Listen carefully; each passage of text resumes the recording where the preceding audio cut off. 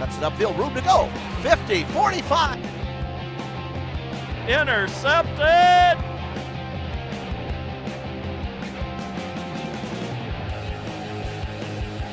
Nice little cut pass to Chad Herbst. Turn it on, Chad, baby!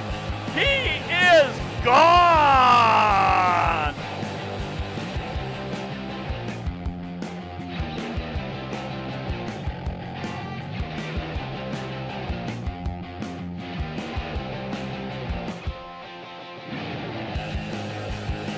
Heading left, good pursuit.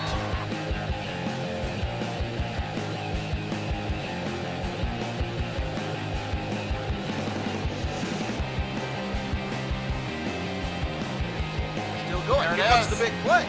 Ryan McDonald still going. 40, 45.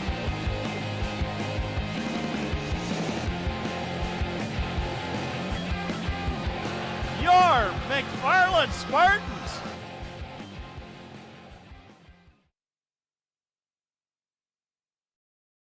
Air. Cable TV 982 and YouTube McFarland Cable website are proud to bring you tonight's game. Good evening, Spartan Nation, and welcome to McFarland's 2016 home opener.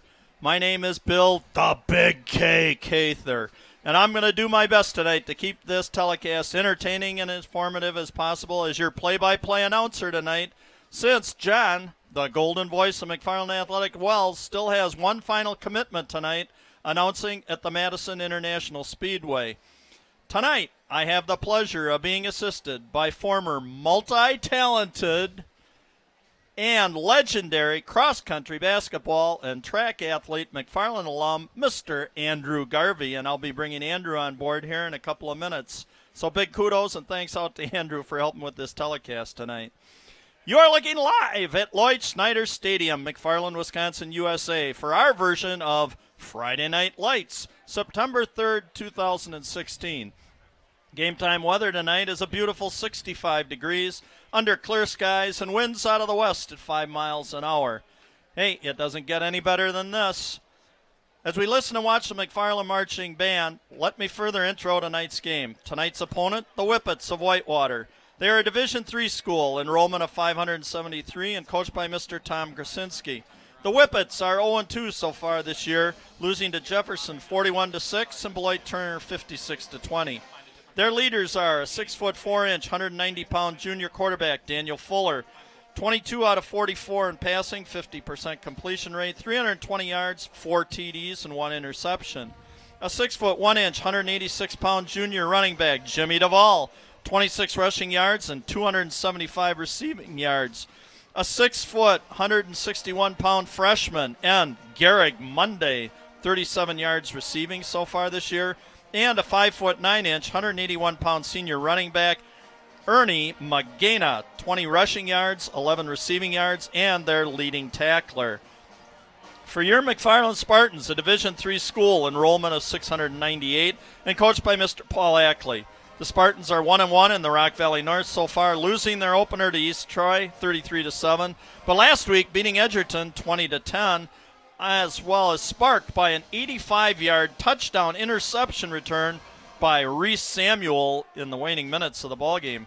Spartan leaders so far this year are 6'2", 165-pound senior quarterback Brady B-Dubs Wedvick, 13 out of 41, only 31%, struggling a little bit for a total of 208 yards, 1 TD and 1 interception. A 5'10", 215-pound senior running back Kyle Fredrickson, 74 rushing yards. A 6'2", 165-pound junior and Nick Herbst, 95 yards receiving, as well as averaging 39 yards approximately per punt. And a 5'11", 220-pound senior running back, Tyler Johnson, who is their leading tackler, and also threw a 12-yard halfback option TD pass. Cather's keys to tonight's ball game are for Whitewater first. Keep improving. They have a very young team. They have 4 seniors, 8 juniors, 9 sophomores, and 15 freshmen. Number 2, they need to step up defensively, as they've already given up 41 and 56 points, an average of 48.5 points a game to their opponents so far.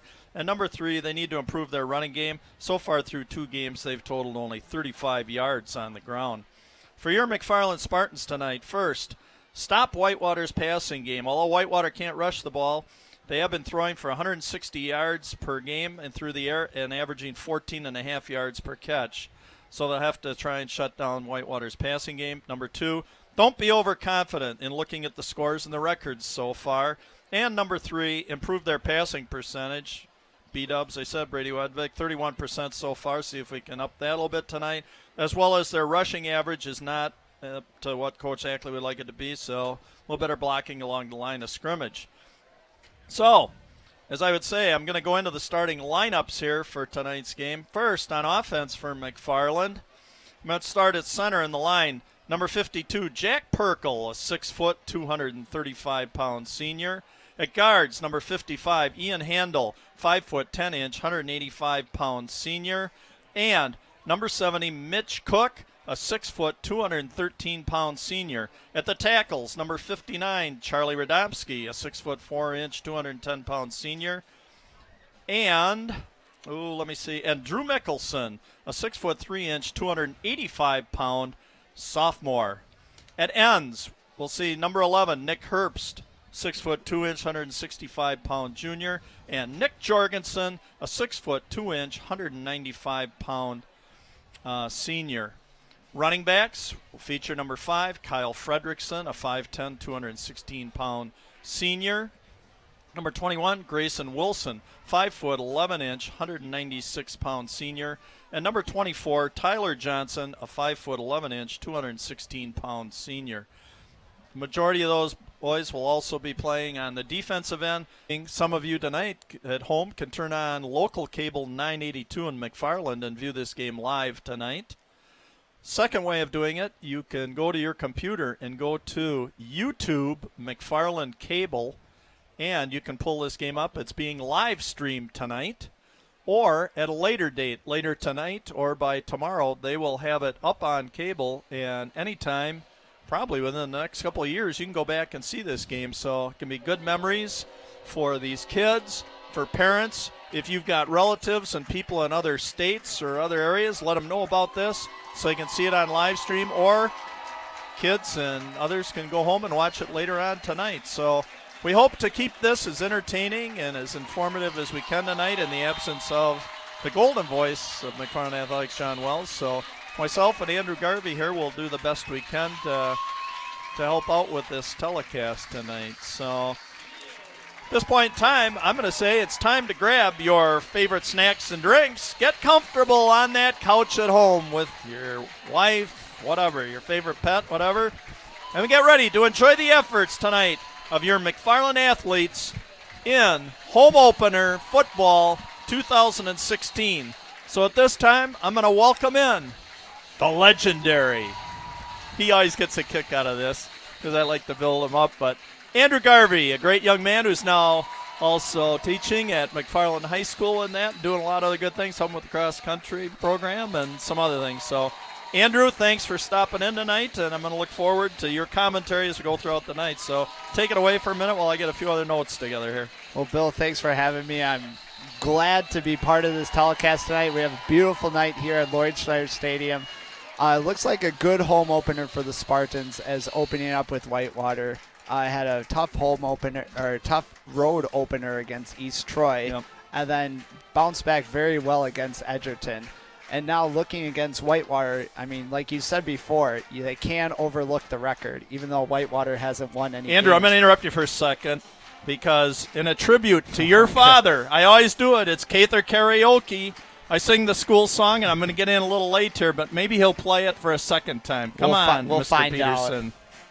Oh. Oh, he shut it down, so I'm going to have to sing it myself. I think he knew you were about to sing. I know, so maybe he shut it down right there. That's why they cut it off. Can I quick get it in here, huh? Tribute to your dad, who... Well, they have the national anthem. We'll do it at halftime. We'll do it after the national anthem. So please, if you're at home, do as everyone here is doing. Please stand, remove your headwear, put your hand over your heart, and pay tribute to the United States of America. No Colin Kaepernicks, please.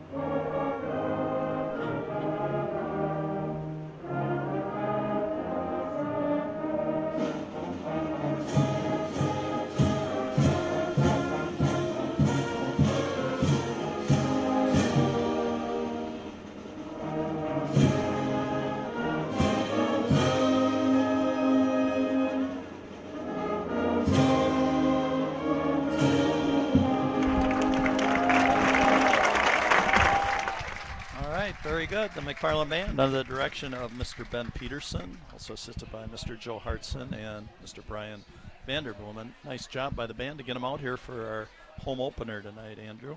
Oh, I love seeing the band. Even though they didn't march, I love just hearing them playing the pep band version of it. So good. Looks like pretty decent numbers this year. Yep. Add a little something, add a lot of something extra to these games and events. Oh, yes. So. It just adds to the sporting environment just to make it a very special night. Okay, before the opening kickoff, let me get to the school song. A little Cather karaoke, a tribute to your dad, who was just a legendary band director, coach, and did so many good things for McFarland schools and that, and I always do it as a tribute to him. So here we go. Fight for our Spartans valiant, fight for our colors brilliant, fight, fight, McFarland high, don't let them buy you, rah, rah, rah, rah. Hail to our Spartans valiant, hail to our colors brilliant, though odds be great or small, we're victors overall. Says repeat, but I'm not going to repeat it. I think once is enough. We love you, Garv. We know you're looking down on us tonight in a special night with Andrew sitting here to my right. So thinking of you, buddy. All right, here we go. Getting ready to tee it up is number 34. So we're going to do the best we can. Tyler Sheffield, 5'11", 185-pound junior for Whitewater. It looks like deep back for the Spartans, we have number 22, Tyson White, and 21, Grayson Wilson to return this kick. Yep. Our kick return so far, Tyson White leading 4 returns, total of 60 yards, averaging 15 yards a return so far this year. All right, here we go. Ready for kickoff in the home opener 2016 for your Spartans. Kind of a wobbly kick. Picked up by White on about the 20-yard line. Coming up on a little opening. Nice blocking. Got the gap. Oh! And a nice tackle by the kicker, number 34, Tyler Sheffield. Yes. Doing both, kicking and tackling. But that was a beautiful, beautiful run. Great vision by White on that. And great blocking by the return team on the Spartans. About a 35-yard return there for Tyson White. Good start to the ball game. Okay, we're coming out. Brady Wedvik come out over center. Looks like we're in the ball and backfield. Be Grayson Wilson, Kyle Fredrickson, and Tyler Johnson in the backfield behind B-Dubs, Brady Wedvik. Handoff up the gut. Whitewater was waiting for that. That was number 5, Kyle Fredrickson. Like about a 2-yard gain on first down. Kyle Fredrickson, 13 rushes for 74 yards, a 5.7 average so far this year for Kyle. 5'10", 215-pound senior. 2nd and 8 from the Whitewater 43-yard line. Wedvik, quick pitch out to the side. Oh, took his eyes off it. Nick Herbst starting to run with the ball before he caught it. You got to look that ball into your hands, Nick. And he did have space to run, so yes, that's why I think he was running a little bit before he caught the pass on that. Absolutely, as he was going to be defended out there by number 44, Will Liebrand, 5'8", 144-pound freshman. Like I said, Andrew, they have 15 freshmen on this Whitewater squad, and that's a pretty young squad. I don't know how many of them. I guess we'll go throughout the telecast, see how many of them actually play, but they are very young. They only have 4 seniors on the whole squad. Yes. So, all right, 3rd and 8. Wedvik. Handoff. And a handoff by to Tyler Johnson. Tyler picked up about 4 yards on the carry. So let's see what the coaching staff for McFarland will do here, if they will go for it or if they do decide to punt it here. 4th and 3. Nick Herbst is your punter. And it looks like Nick is calling the play. I'm going to say Whitewater better be alert because I could see Nick Herbst here taking off with this. Good athlete.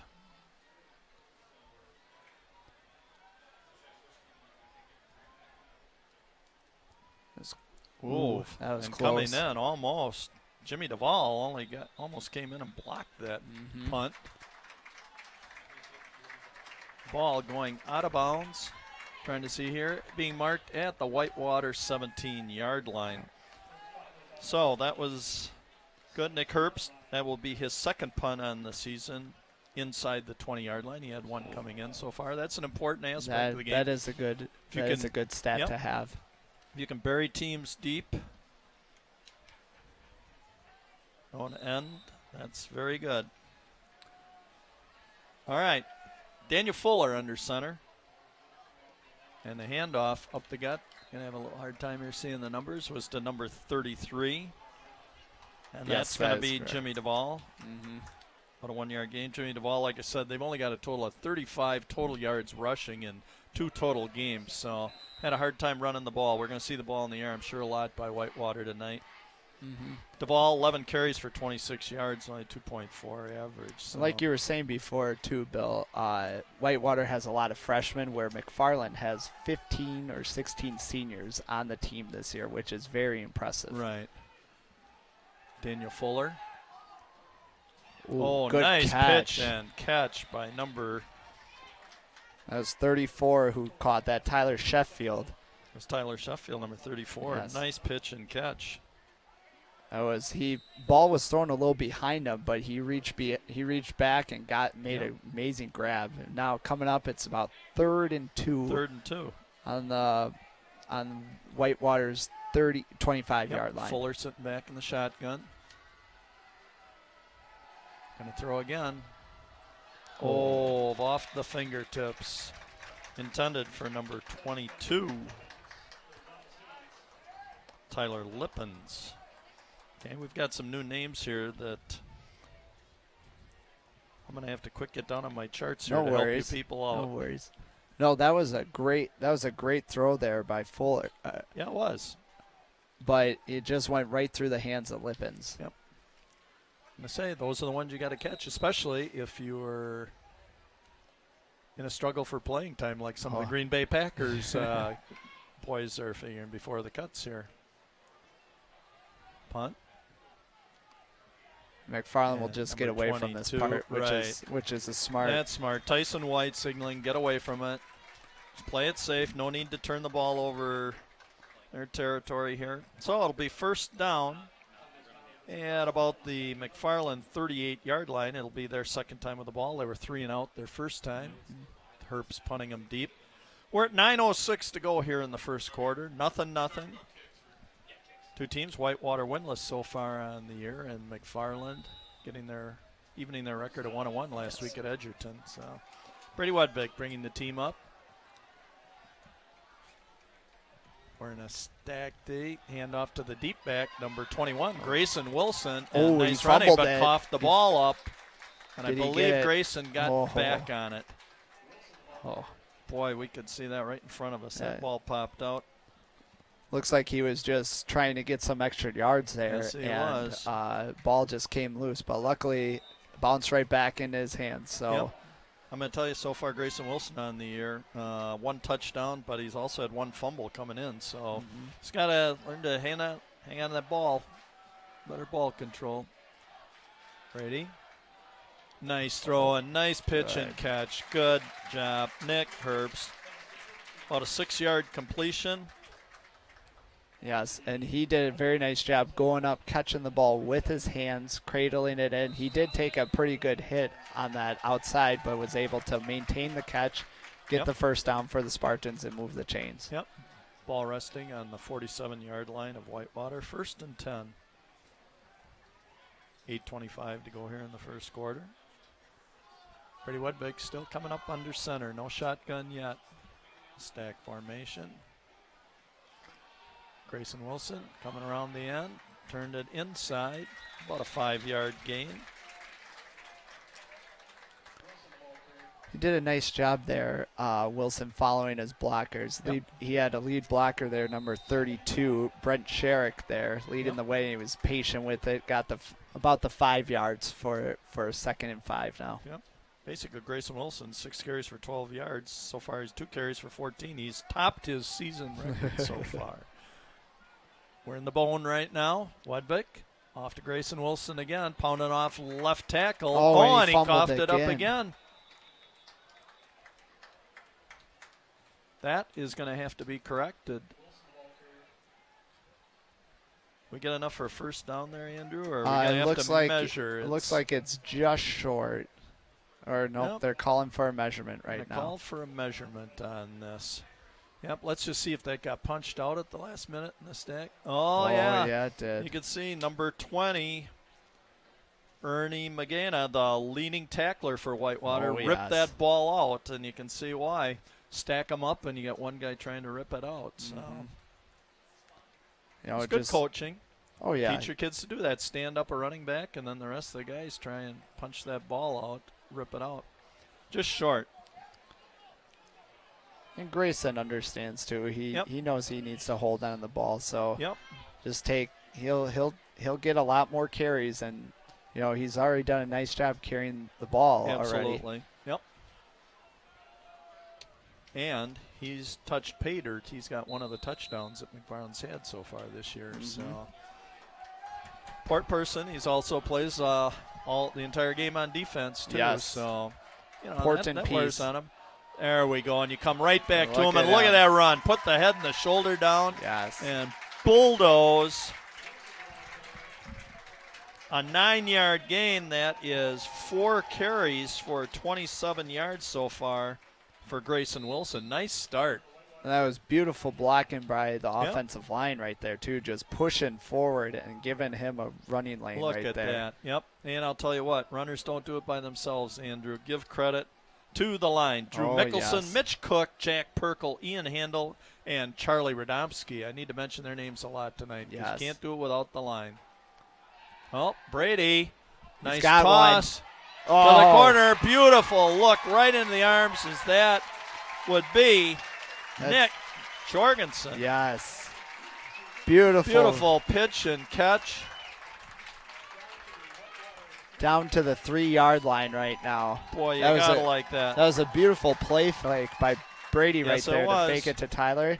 They gave it some air under that and let Jorgensen run underneath it, make the catch. Perfect. Nice toss. All right, pound it in now. Grayson Wilson there you into go. the end zone for his second touchdown of the season. And a good drive put together by the Spartans. Big game tonight. Spartans can go over the 500 mark, Andrew, if they can. That's what we're hoping like for. This. So, at the 6:41 mark of quarter number 1, we have a 3-yard touchdown run. By who else? Grayson Wilson. By Grayson Wilson. Great start. Brady Wedvick holding, and we've got Kirsten Klein right now to do the extra point. Kirsten up and beautiful end over end. Gotta love that. Yes. Kirsten Klein, 2 for 2. A 5'4", 135-pound senior, Andrew. That's what we like. That's what we like to see. Gotta like that. So we are sitting at 7-0. 6:41 to go still in the first quarter. Again, Whitewater winless, giving up 48.5 points a game. They don't want to see this turn into another landslide here where McFarland gets on a roll and they find themselves down and try and force things to get back in this game. Yes, because that's what, because Whitewater, you see already, they'll go in shotgun formation, so they'll be passing the ball a lot. But McFarland just can't rest right now. They need to keep the foot on the throttle. The offensive line did a great job that last series, just pounding the ball, having Grayson Wilson following that huge offensive line and the other 2 fullbacks. And it also opened it up, too, with that play action, the pitch and catch from Wedvick to Jorgensen to lead to that 3-yard run then. Absolutely, and you could see some great camera work there. Our camera getting on Coach Ackley, talking with the offensive line.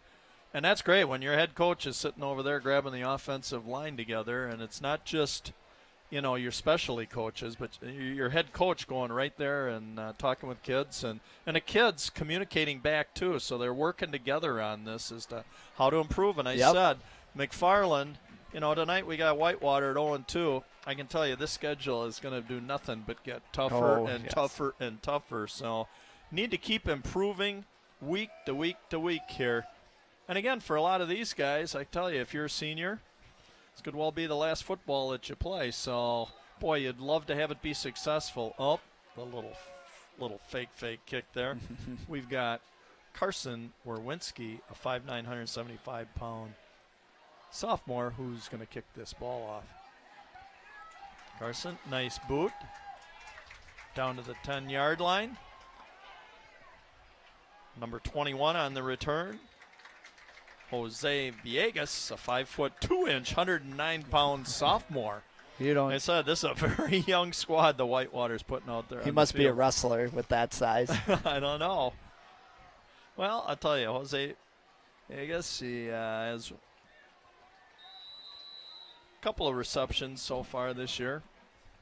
That's the way it seems that Whitewater moves the ball. So we're sitting now. Andrew, let me quick run down our Spartan sponsors here because they are so very important to our athletic program. It is. Edward Jones, Joe Muting Agency, Gingerbread House Preschool, Nelson's Bus Service Medicine Shop, SG Insurance, Kemper Preferred, Steve Garvola Agency, Century 21, Jeff Schrammel, McFarland State Bank, Baker Tilly, Farmers Insurance, Mike Chandler Agency, Angelo's and McFarland State Farm Insurance, Jim Hartman Agency, Dan Chin Homes, Sparkle Auto Body, Spurley Farms, Ken's Automotive, Madison Futsal, Huntington Learning Center, Culvers and McFarland, Washington Construction, Credo Product Development, Maine Moon, Scott White Chiropractic, 608 Threads, Matt Splinter Memorial Foundation, Spartan Bowl, Wisconsin Betting, Dan Frank, Quick Trip, McFarland, Green Lantern, Monda's Family Hair Care, McFarland True Value, 5100 Restaurant, and Shelton Signs.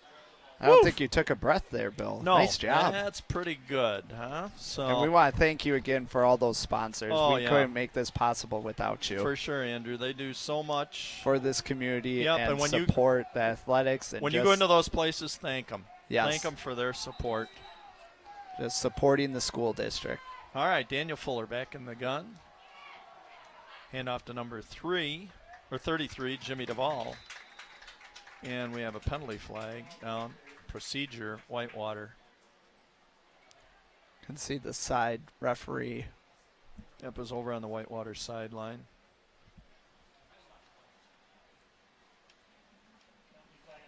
False start.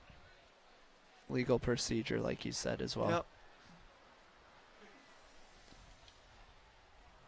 5-yard march off. First penalty of the ball game. Hope we never get to a point where we start seeing a lot of laundry on the field, Andrew. We don't like to see these. Just want a good games, flow for the game, good tempo. Because you also want the kids to, have a good flow as well. Back. 1st and 15 now. Daniel Fuller, the shotgun, back to throw. Left side, right on the sideline. Nice pitch and catch. Completed to number 34. That was Sheffield who Tyler caught that Sheffield. one. Nice pitch and catch. And they picked up the first down. 15-yard catch. That's the second reception for Sheffield. As you see the replay, the corners for McFarland are just playing off, and Fuller just has a lot of time to throw. The offensive line during these passing plays are giving Fuller time to throw. First time under center right now for Daniel Fuller. Tried to run it right up the gut and nothing doing. To number 20 right there. Yep, number 54, Grant Bartuska, 5'11", 235-pound senior. Crushed that right away. Yeah. Who was that ball carrier there? That was number 20 for Whitewater. That was Ernie Maragina. Yeah. Okay. Loss of 1. We got 2nd 11. We're at 5:30 to go in the first quarter. 7-0. Your Spartans on top. Fuller back in the shotgun. And I'll bet we're going to the air here from the 13-yard line. Plenty of time. Nice toss. Beautiful toss.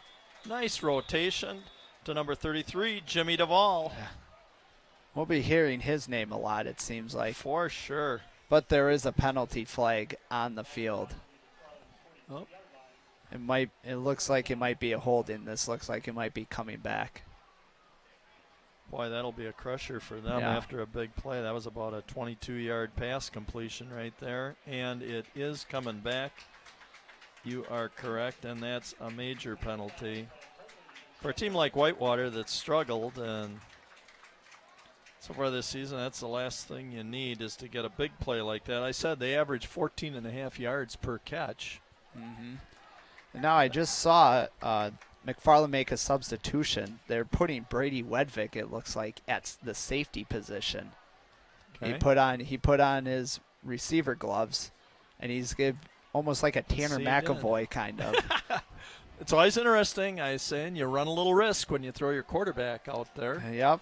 You know, on defense in that. But obviously they're seeing something, I'm going to say maybe with a matchup thing or something, Andrew. Mm-hmm. Hey, right now, while we're just got a little delay here again, I want to really thank our helpers tonight on cameras, Patrick Morn, Ben Becks, Ryan Denzer, and Andrew Day, our production crew for tonight's ball game. We can't do it without you guys with the graphics, great camera work. Like I said, we've been getting close-up shots, players, kids, coaches. The best crew in the area. Oh, without a doubt. And I promised them they will also be going to Bristol, Connecticut with me. I'm taking them to the mothership when ESPN calls me. I'll tell you, you boys will be going with me. I'm saying it's we're all going together. It's a package deal. Yep. If you're in, I'm getting a lot of guys right now saying, "Yep, they're all in." And you're paying for all of it, right, Bill? Because you know, with your salary that you're banking in right now, yep, you for sure. You well, can you afford know, that. Chris Berman, the boomer, he's out. I think he's retiring. I think they got a heck of a replacement right here. You know, in our background picture, you can see Arlen Halverson, school board president, right there with down marker. Number 1. I guess that means Arlen's number 1. He's number one in his own mind. And that's why he holds it up all the time. It always looks like it's first down over there for some reason. Arlen's a great man. Does a good job, put in a lot of years and a lot of time with the school board here. Does a real nice job. He's done so much for the district of McFarland, the community. Yep. Wonderful gentleman. Yes. Yep, you got to have good people like that sitting at the top of your school district to make sure it runs smoothly. So kudos to you, Aaron. We got a lot of explanation going on here, and I'm not going to profess to understand what's going on. Guess we're just going to see what's going sideline to official. Come on, guys. Let's get her going. Yeah. Yeah, a lot of talking going on between the officials, but the thing is, they want to get this call right. They want to make sure I think they're just figuring out how much to walk off from the penalty, just to make sure to get the yardage correct. You kind of wonder, if it was a spot foul, is it from the spot of the infraction, or is it from the line of scrimmage? There, I sound like I know what I'm talking about now, at least for a minute. There you go. Well, we're back in action. All right, so we are back. We are at second down and looks like 23. 23. Fuller back to throw. Again, going that Whitewater sideline, and another beautiful toss. Boy, over to number 22 this time. That's Tyler Lippens. Tyler Lippens.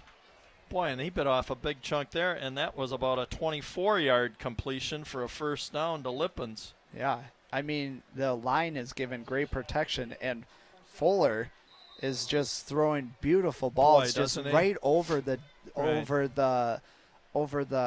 cornerbacks of McFarland right now. Nice tight spiral, but nice. He has a beautiful touch. Yes, soft touch. Yep, under center this time, Daniel Fuller. Oh, you can just see great this job. Buried. 54 again, Bartuska. A little help with Tyler Johnson right there on the tackle. Yep, that was just a beautiful job reading that play, getting good penetration through that line, and getting about the 3-yard loss on that tackle. He's carried the ball twice for losses both times. He didn't even – the ball's handed to him. He's getting tackled right away. So Fuller says, go back, my bread and butter. We're going to the airwaves. Yep. Fuller. Oh, and a little more pressure. Just missed. Nick Jorgensen. We didn't even hear a whistle or see it, but I think Fuller stepped out on that sideline. Yes, he did. Nick Jorgensen almost had him in the backfield there. No. Both teams tonight playing a 44 defense. Pretty standard. I'm surprised that Whitewater just isn't in shotgun formation more often. Yeah. As you said in pregame, too. They haven't been able to run the ball, but they're throwing the ball very well right now. And so with about a 3rd and 15 coming up, let's see if McFarland can get that same penetration that they got on that last play. Yep. Fuller back in the shotgun. 3rd and 15. Fuller back. Oh, beautiful toss again. Right to the sideline on that, too. Right to the sideline. Nice reception by Jimmy Duvall. Jimmy coming up with another catch. Looks like they are a little short on that, Yep, though. that was about a 10-yard reception. So it looks like we are going, Andrew, to 4th and 4 on the board at the McFarland 45-yard line. Decision time for Whitewater. I guess when you're 0-2 on the year, you got a young squad. Daniel Fuller coming out. Yep. Why not take the chance Coach right Krasinski saying, let's go for it, boys. You got to like this if you're a player, huh? Coach showing a little confidence, saying, let's have a little fun with this. A little under 4 minutes to go in the first quarter here. Big play for the Whippets. Fuller, rush, throwing it up for grabs, and 2 players in the same area. But there is a flag on the play, though. A little late on that. And it looked like number 6, Zach Neal. Holding on the Spartans on that. Crucial penalty. Yeah, as they had 2 Whitewater Whippet ends. Because it looked like McFarland got good penetration and caused a bad throw. Yeah, it did. Yep.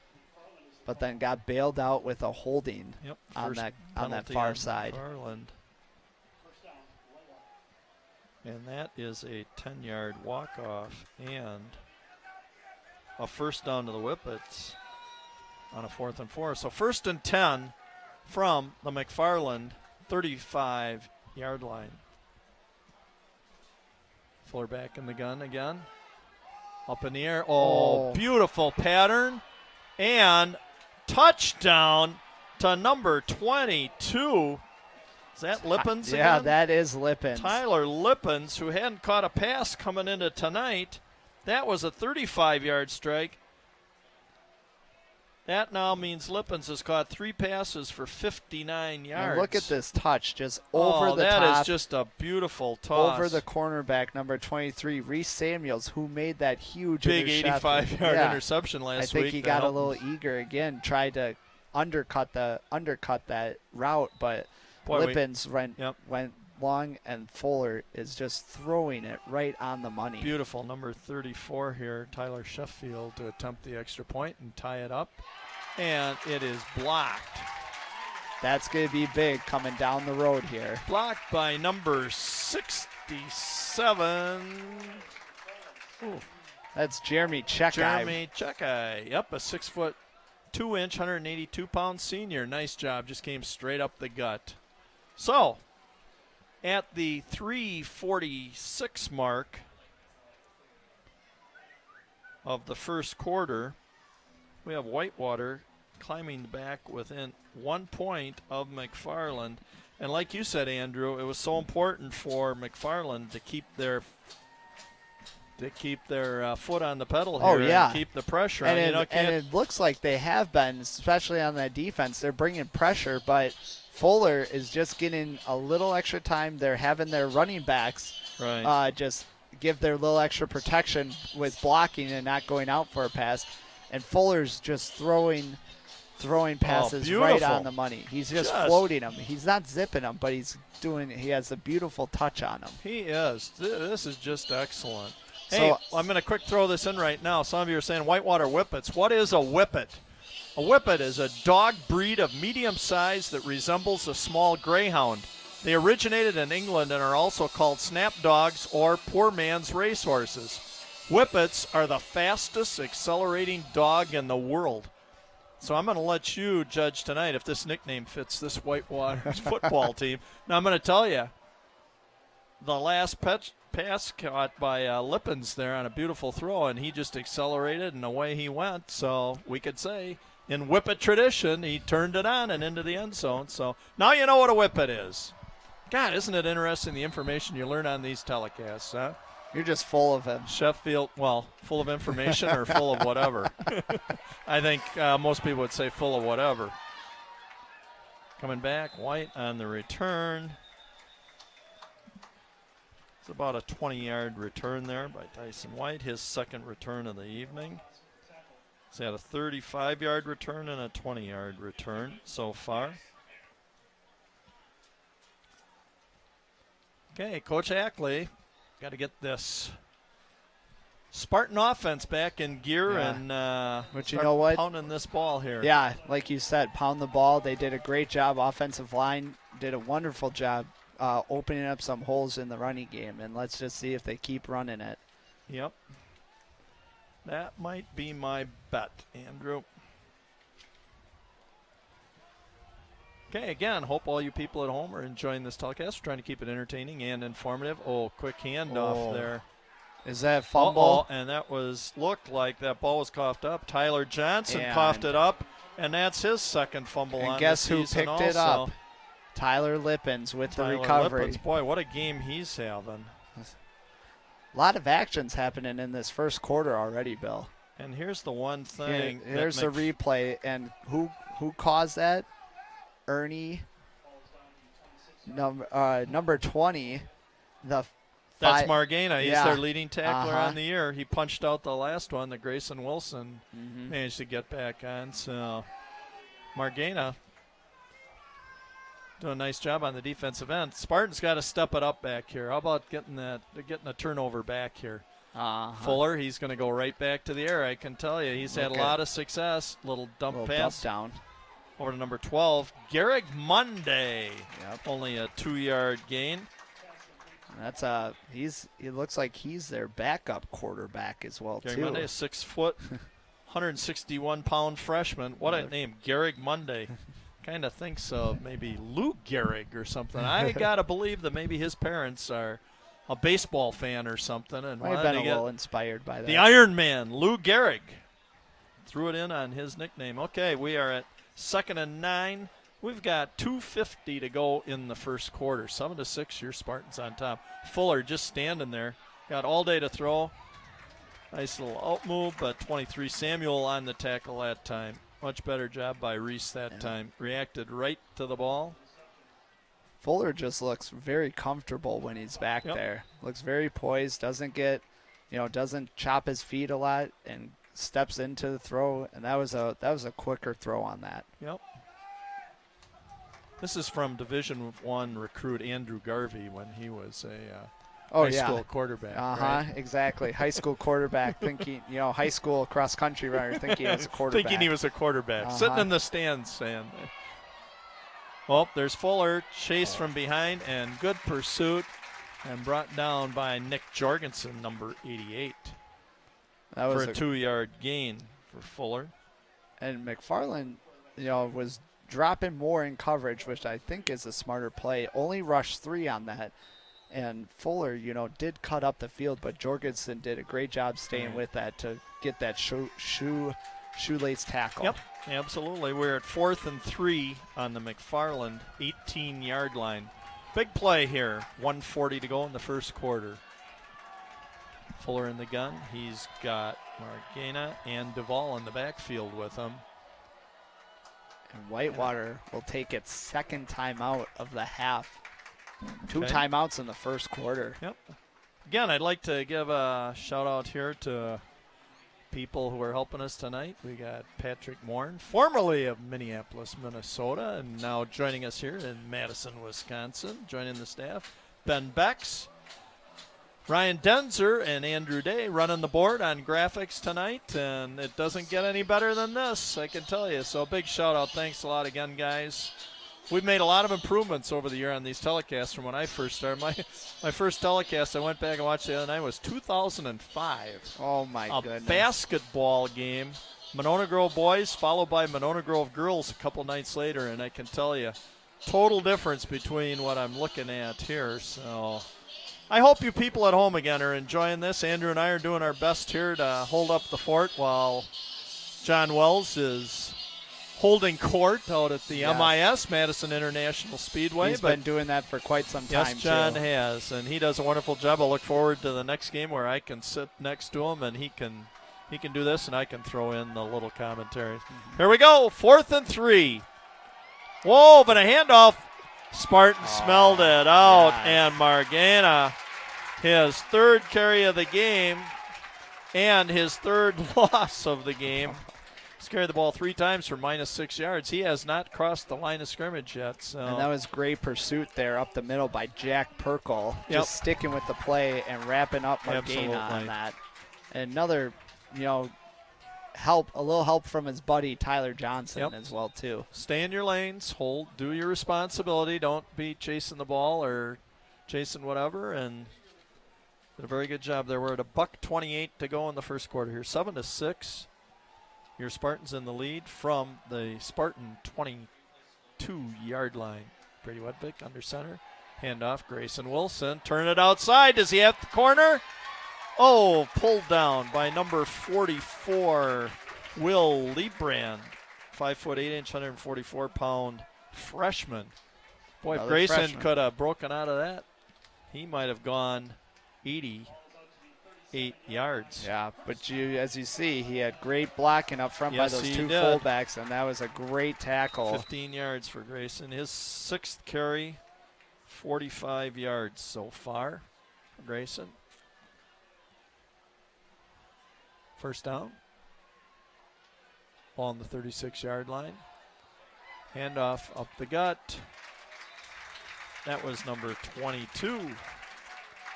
Tyson White. That would be Tyson White with his first carry of the night. So far, Tyson on the year, only 4 carries for 9 yards so far. So get a little action, as they would say, spreading the wealth around. Tyson White, a 5'9", 156-pounder. Only a sophomore. Yep. Get these younger kids opportunities in games like this, too, to play when it counts. Brady Wedvik, nice toss out. Nick Herbst, off a defender. 2, 3, 4, 5 guys it took before finally Nick's Herbst went to the turf. 18-yard pass completion from Brady Wedvik to Nick Herbst. That was a great job there with the throw. And Herbst did a nice job of getting rid of that tackle and then battling for those extra yards toward the end there. Yak. They call it yak for you people at home. Yak means all you stats yards people. After catch. All you stats people there. Boy, I'll tell you, this is pretty good what I'm coming up with here tonight. Not bad for a non-football guy, huh? Well, you got the yak from all the football you watch. Yeah, that's true. Or just the yak is what I do all the time. Yak, yak, yak, yak, yak. Oh, it's going to be great, the comments we get from this telecast, huh?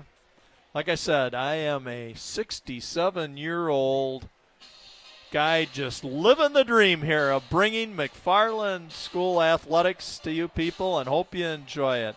I know I'm just having a blast doing this. Hey, I want to give a couple shout-outs tonight. One, to my son, Brett Cather. Graduated here in 2011. He's helped coach some basketball around here and just graduated from Wisconsin kinesiology. Took a job. Brett tonight is watching. He is an athletic director, a coach, and a phy ed and health teacher in Barranquilla, Colombia, South America. So he's watching tonight from down there. Shout out to him. We've got the Hefties and Kuykendalls in Shanghai, China, possibly watching this telecast. We're going international with these. Oh, yes, we are. I've got friends in Kansas City, Minneapolis that are watching this, so we're all over the board here. So it's growing, Andrew. It's growing and growing and growing. Not just small. Nope. Not just small town. That's right. In That's Wisconsin. Right. Wedvik, pitch back to White, and a nice 5-yard gain on first down.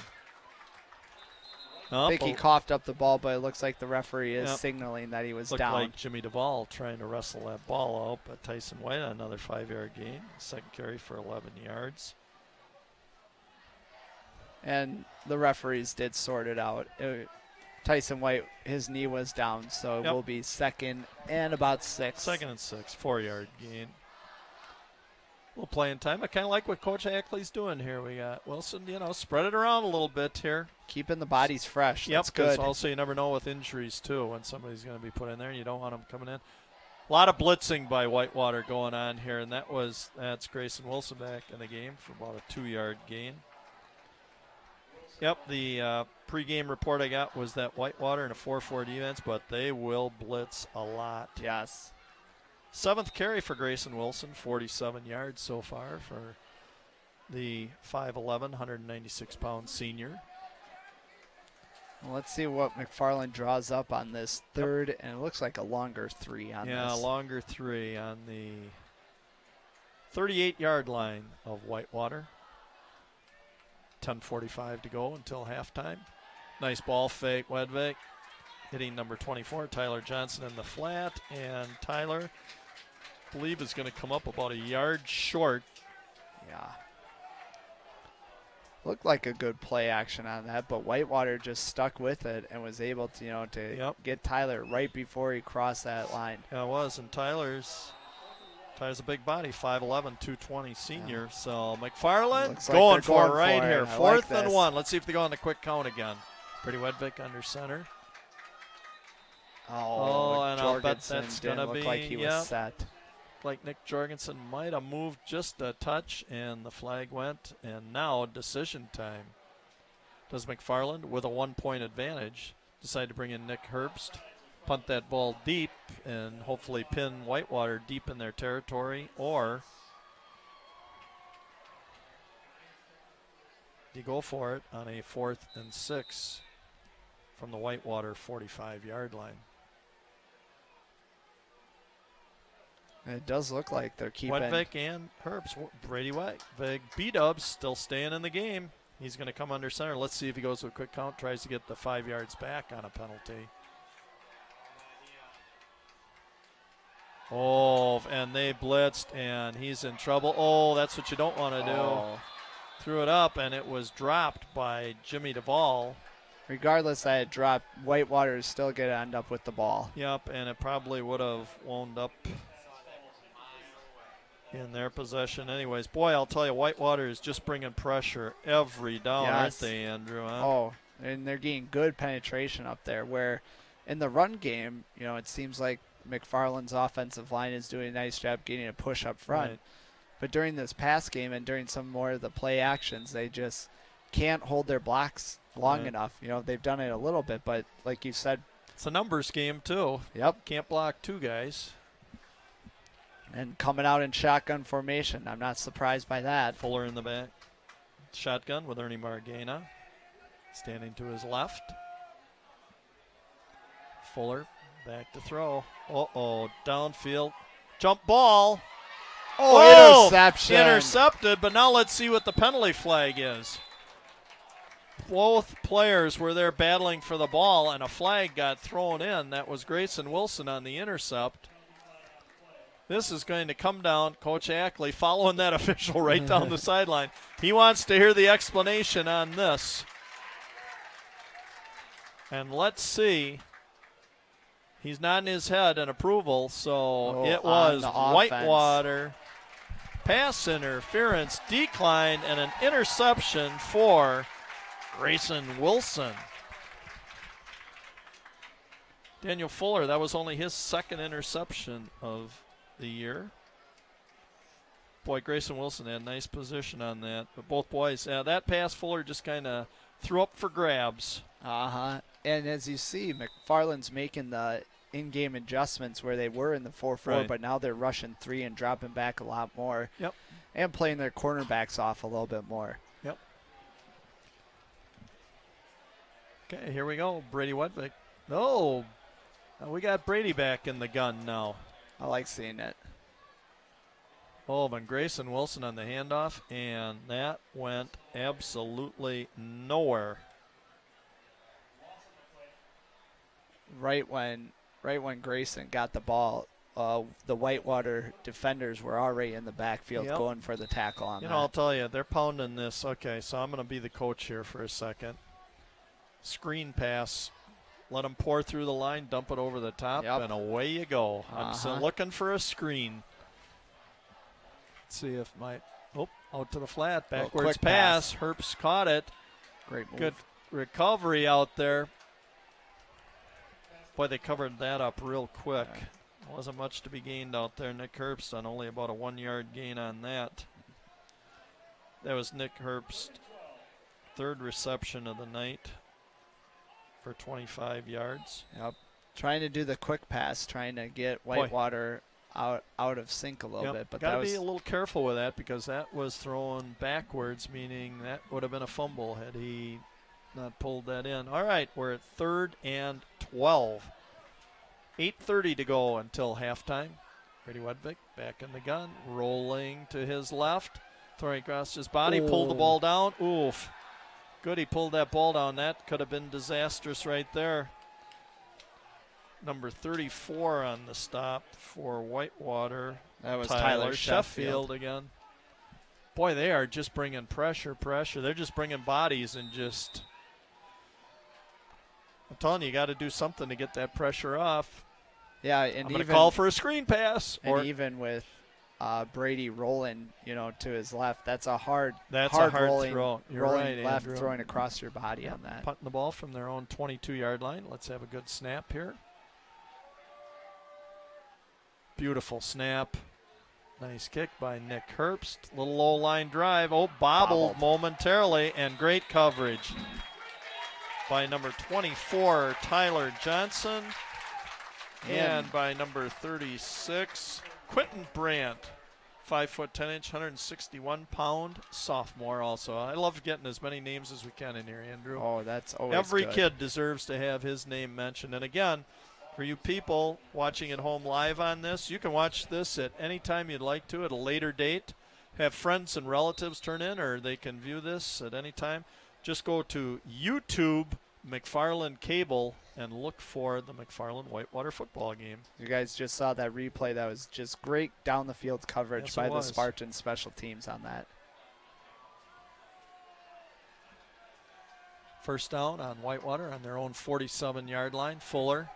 Quick pitch. Oh, nice defense. Somebody tipped that at the line of scrimmage, as well as good coverage by number 4, Nate Jostad. And that allowed, once with the tip, then you're allowed to kind of, get in front, not interfere with the receiver, but you can make contact with them. Yep. And we have a player down. I can't see the number even on our screen.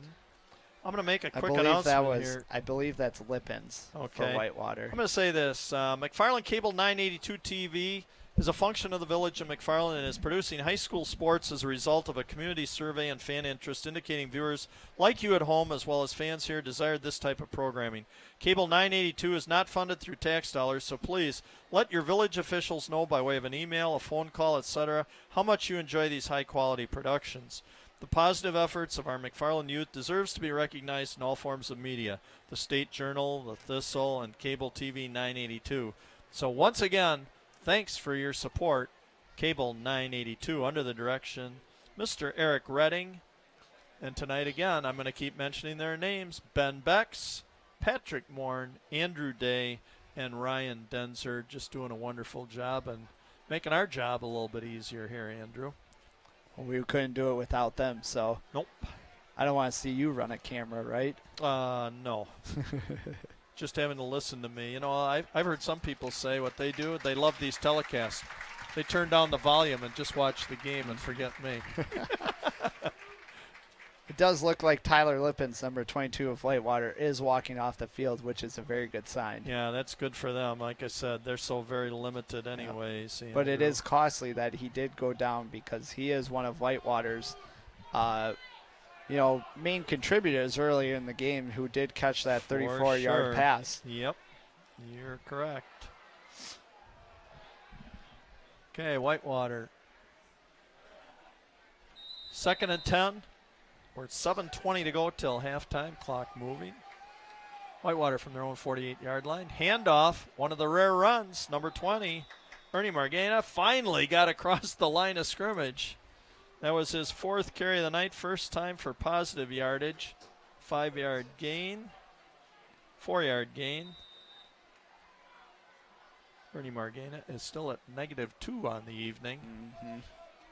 -2, 1, and -2. They came in only getting 35 yards total. Right now, Andrew, in this game, they're at -3. So through 3 games, they've only gained 32 yards. But they do have a lot of yards through the air. Oh, yes, they do. Fuller, the handoff, quick handoff, not a real smooth one. No. Looked like they weren't too sure of that. That, again, was Margana. Very nice job there by number 88 for Nate McFarland. Jorgensen. Yep. Nate Jorgensen, we mentioned his name quite a few times on the defensive end here. Playing defensive end, doing a nice job. Across the front, we have Nick Jorgensen, Grant Bartuska, Jack Perkel, and Charlie Radomski across are the front four when they are in the 4-4. Some late subs here for Whitewater. It does look like they are going to punt this ball this time. Deep back for McFarland is Tyson White. Yep. Tyson White. Only one punt return for 6 yards so far this year. Field it. Oh, slight bobble. Turn up 5. He does have open room. Broke the tackle. Whoa, about a 26-yard return for Tyson White. Nice job. He's handling all, look like the return responsibilities. 26-yard punt return and a 35 and a 20-yard kickoff return so far for Tyson White. It was a very nice job. He did bobble that punt, but Yes, then he did get a good block. Waited for that from one of his outside wingers, you could say, Yep. and then just went up the field. Tyson White, 5'9", 156-pound sophomore. Hey, Brady Wedbeck, B-dubs under center. Hand off to Tyler Johnson. And Tyler with about a 7-yard gain, 5'11", 220-pound senior bulldozer. Yeah, Fumbled on his last carry, so that was good. kept churning the feed on that. Yep. Good job for him to come back and pick up a 7-yard gain. Nice job, Tyler. 5:20 to go until halftime. Let's see if the Spartans can go downfield, use up the clock, and pound in a score before halftime here. Oh, Great pursuit by Whitewater on that. that was Look who number it is 20. again. Guess who it was? Ernie Margana.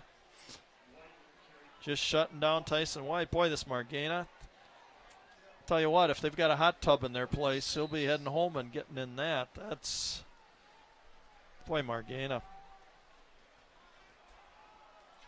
He's having a heck of a game already Yes, on the he defensive is. end. 3 carries for 10 yards Well, for Tyson I White feel so like far. we'll keep Third calling and his 6. name. Yep, 3rd and 6 for beat-ups. Dropping back. Nice pitch. And it's no. picked off by guess who? Oh, I thought it was Nope. Margana. Nope. But it's number 88. Ishmael Barajas. Wow, that was a gift. That just popped right to him. It looked like Tyler Johnson wasn't ready for the pass either. Yeah, it came pretty quick, but that's too bad because I think he would have picked that up, could have turned upfield. Mm-hmm. And that's not a quarterback interception. That's Right well, here here. it comes again. All right in the hands and just popped right to Right the to it. Whitewater defender. Yep. Okay. Right to Well, this is not Barajas. what McFarland needed. We're at 4:34 to go in the first half here. We are on the 47-yard line of McFarland. Fuller, handoff to Margana. Boy, he's got an engine that just keeps going and going Yeah. and going. Broke a couple tackles on that.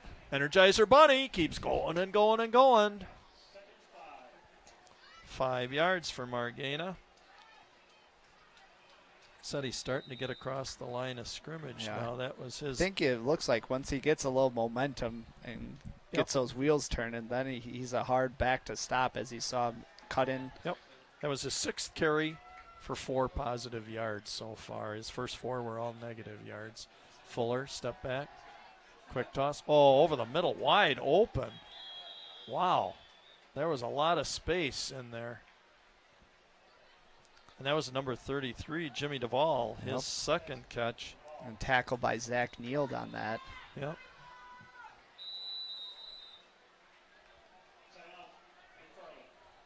And Whitewater, first down on McFarland's 31-yard line.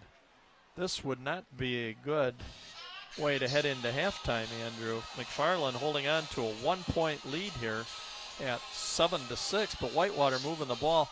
I'll tell you, when you got a quarterback like this Fuller that can throw the ball, he is so accurate and touch. I mean, he's laid it just over defenders' hands. He's threaded the needle, Andrew. I mean, he's throwing every type of pass that you can imagine here tonight, and just it's a nice, tight, soft spiral that we're He's just going finding here. the receivers are doing a great job finding the open pockets. Yes, but like he you is. said, Fuller has the touch right now, and he just keeps putting it right on the sweet spot, right on the numbers Yeah, he for does. his wide receivers to make the good catches on.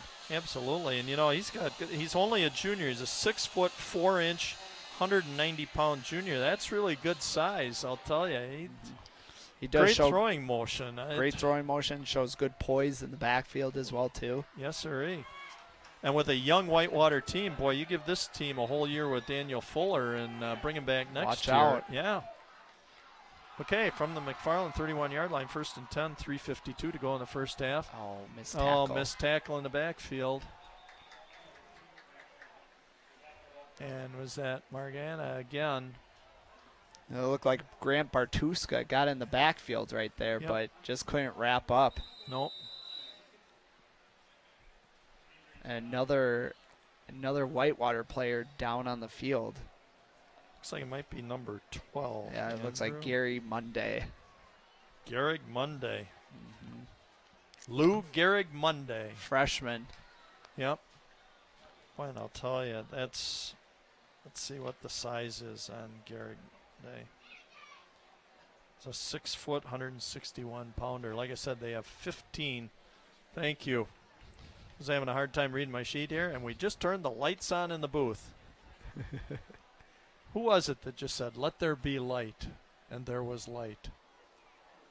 I think it was God, wasn't it? I think so too. Okay, I think so I'm quoting God. I'm not going to take. You're not going to take credit for No. that one, Bill? No. There's no resemblance there between those two individuals. But, well, I'll tell you, this is a big series for McFarland. They got to shut down Whitewater here, Andrew. We can't afford, be going into halftime down in this game. No. And because, Whitewater, their offense has been on the field a lot more than McFarland's has. McFarland has had those 2 costly turnovers with a fumble by Johnson and then that INT as well, too, that went Very right through unfortunate. through Johnson's hands and bounced right into the Whitewater defender's hands. So an unlucky bounce, as you could say. But I know the defense, they're looking a little more tired out there. But hopefully they can get a stop, recharge, and get good momentum, and hopefully score before going into halftime here. I agree. Let me quick read down the list here, too. I don't know if the Palms are coming out of the dance team. Lexi and Amber Schradel run our dance team. They do a great job. We've got with Erin Curtin, Danielle Dorn, Mackenzie Gillen, Anna Jorgensen, Brianna Justin Diano, Brooklyn Patchen, Camille Schmidt, Tara Shershak, Lauren Staley, Mercedes Thiel, and Lily Tyler are the dance team. So I'm not sure if they're performing tonight. If they are, at least we've heard their names in that. So. I know they were out for pregame, though, with were the they? band. Oh, good. Yep, they were out for pregame. Good. Then they're going to put on a show. Also, we got the ball boys tonight, Zach Gunderson and Damian Hahn. T-girls, Julia Ackley and Ellie Johnson. Trainer Jay Anson. Student trainer, Kirsten Klein. And statistician, Chad Paley. So couldn't do it again without them. Varsity managers, Jared Green, Caitlin Gunderson, and Caitlin Ackley also. Fuller back to throw from his 31. A lot of room up the middle. End zone and dropped. Oh, my goodness. Did we get a break there with Jimmy Duvall, their leading receiver? Yes. Jimmy dropped that. That was a big drop. That was a beautiful throw there by Daniel Fuller, just stepping through the pocket. Yep. And like we've said a number of times already, Bill, he just has such a good touch with that. It was right over both of the defenders for McFarland. Yeah, it was. And the thing was, it was a nice soft touch in that, and just Fuller was behind, just kind of falling backwards a little bit, but I think he knows he should have had that, and we dodged a bullet there. Whitewater should be on top right now. All right, big defensive play. How about a turnover here, Andrew? Here we go. Fuller, Good nice pressure. Stay on him. Jorgensen on the chase. And Fuller had to throw it away. Much better pressure that time. Who was it again? Number 88, Nick Jorgensen. Nick Jorgensen, boy, he's done a nice job there. But you know who also got up the middle was Grant Bartuska, number 54. Mentioned Grant's name quite a few times. He's doing a very nice job in that nose tackle position for McFarland. Yes, he is. Yep. So, coming up to a big, it is 4th down and 7 from the McFarland 28. 3:17 to go here in the first half. 4th and 7 from the 28-yard line. Margena setting up just to Fuller's left. Be nice to get some pressure again. Oh, he's got a lot of time to throw. And then he overthrew number 44, Will Liebrand, a 5'8", 144-pound freshman. He had Liebrand all alone out there. Kind of threw the ball in between the two receivers. Yeah, and that's probably one of the first or second ball that we've seen Fuller overthrow tonight. So we've seen him do those touch passes and be more spot on with it. But caught a break. McFarland caught a break there. Turnover on downs. So hopefully with 3:12 left, ball on the 28-yard line, they can get a little momentum now. Yep, Andrew, I'm going to make a prediction right here. We're going to have a breakaway by somebody here. It's going to be a pass or a run by somebody. Just got that feeling. B-Dubs, nice pass and catch. That was Nealed on the catch right nice there. Nice catch, Zach Nealed.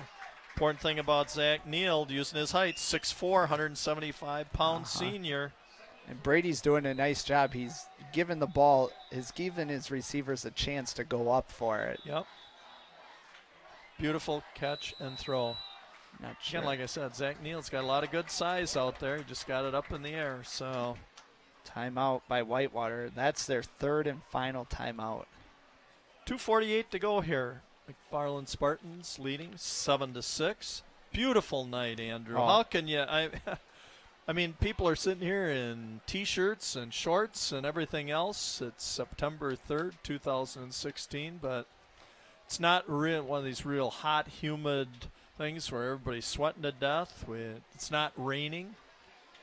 No, it's beautiful. You can't ask for a better Friday Night Lights atmosphere right here. And actually, I said at the start of the game we had winds out of the west at 5 miles an hour. That flag is standing still, so this is just perfect. Wind is not a factor in this throwing game or kicking game or anything else. So, boy, I'll tell you, if you're not out here tonight, again, I know we're cutting our own throats by saying, hey, be sitting at home, but get out here and support these kids. And if you see these kids in the grocery store or wherever else, tell them you appreciate their efforts. I'll tell you, this is not just a little 2-month sport here. This is year-round training and everything else that goes into this. B-Dubs back.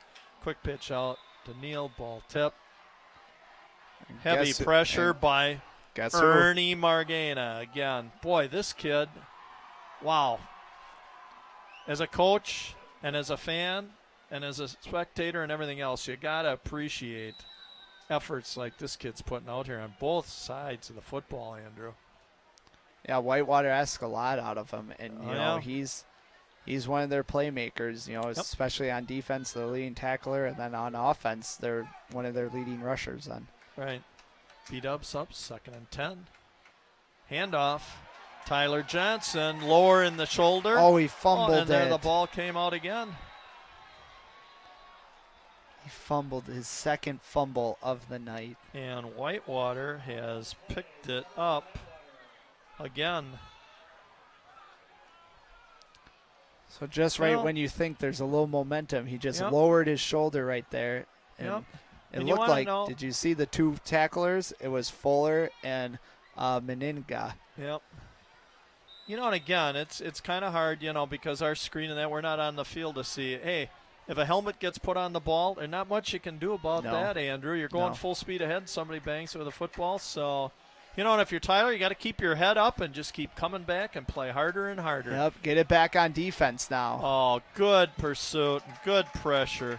That was number 23, Aldo Soto, with his first carry of the night. Yep. Losing a yard. He came into the game with 1 rush on the year and a 1-yard loss.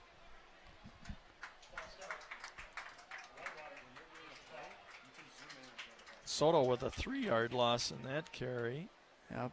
And did look like there was a flag on the play, but Yep. McFarland will decline it. Yep, looked like procedure. We'll keep it at 1st and 15 from the McFarland 42-yard line. No, if you're Tyler Johnson right now, keep your head up and just come back harder. You can't. You got to play in the present. Forget what's happened in the past is all gone in that. Next play. You're absolutely right. Yep. He's a tough kid, good-sized kid. McFarland needs him. Coach's son, too. Yep. Oh, right my on the money. goodness. Great pass. Again, Tyler Sheffield. And Fuller put that right in the number. Yes, he did. Sheffield was right in stride, and Fuller caught him right in the zone of that defense right there, it looked like. His third catch for 40 yards tonight. Made a great Tyler read. Sheffield. Yes, it was. Let's see if McFarland now can respond to this. Finding Maybe the with a nice little gap. pressure or, man-to-man coverage. Not sure yet. Yep. So we'll Gone see. under the 2-minute mark here, Andrew, till halftime. Fuller. Oh, quick pitch out to the right. Yep, lost his footing out there. That was to Sheffield, and that looked a little behind on that one. The Yep. timing looked a little off on that. Yep. So we're 2nd and 10 from the McFarland 28, a $1:46 to go. Your Spartans leading 7-6. Holding on, and we got a little lucky the last time down here with Jimmy Duvall dropping a pass in the end zone. Played a lot of this first half down here in the Spartan. This defense has but been on the the defense field is for a long yep, time. but they're coming up with some big stops, so let's hope they can keep it going. See if we can get some pressure here on Fuller, huh? Margana pointing out he saw the blitz coming. Oh! Wow!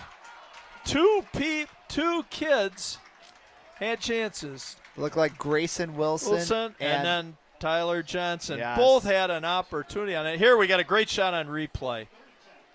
he read cut that. in front was Grayson Wilson, then Tyler Johnson. Oh, boy, and I'll tell you what, I can't say enough, give enough credit to our camera crew. Oh, that's and a this great graphic replay board right there. That's as good a replay as, like I said, I'm taking this staff to Bristol with me. We are going to the mothership, ESPN, baby. Watch out. If we're not here some game, you know that we are out east. Pick us up out there.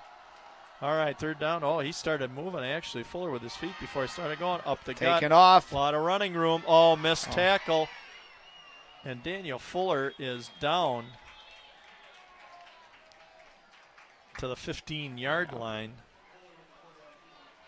Fuller kept that. That was about Did get the first down right yes, there. Yes, it was. That was about a 16-yard scamper. And we are now looking at a $1:30 to go. If he's not using his arm, he's using his legs now. He is that talented of an athlete, as we've seen him on the defensive side, causing fumbles, and offensively we've seen his arm, be put to the test, and now using his legs. Yep. Fuller back in the gun.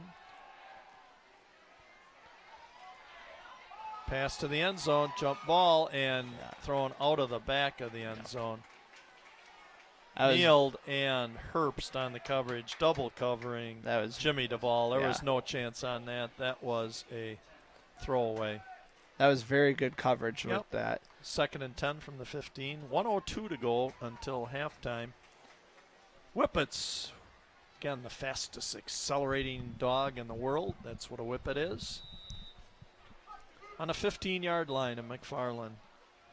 Spartans need to come up with a big player. How about Reese Samuel picking off another one and going another going to 80, the house, 80 as they plus, like to 80, say. 90 yard plus yards to the house again, huh?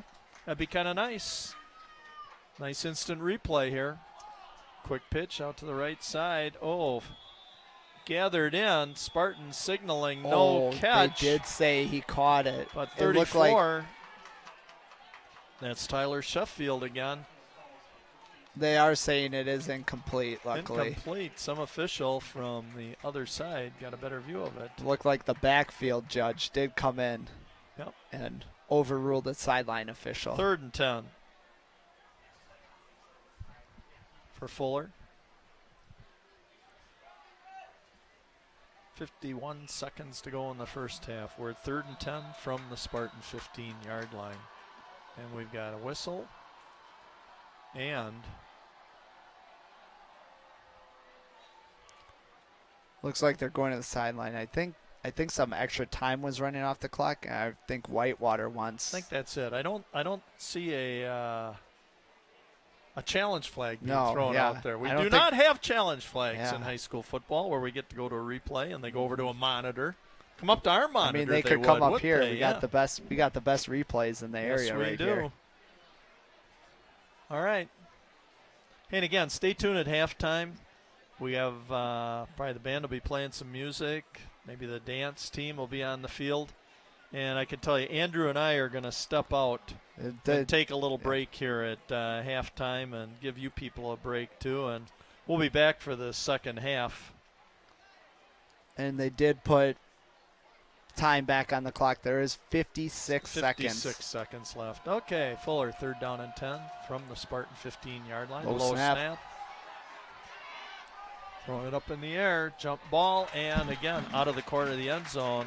And Sheffield holding on to his leg, and that didn't look good.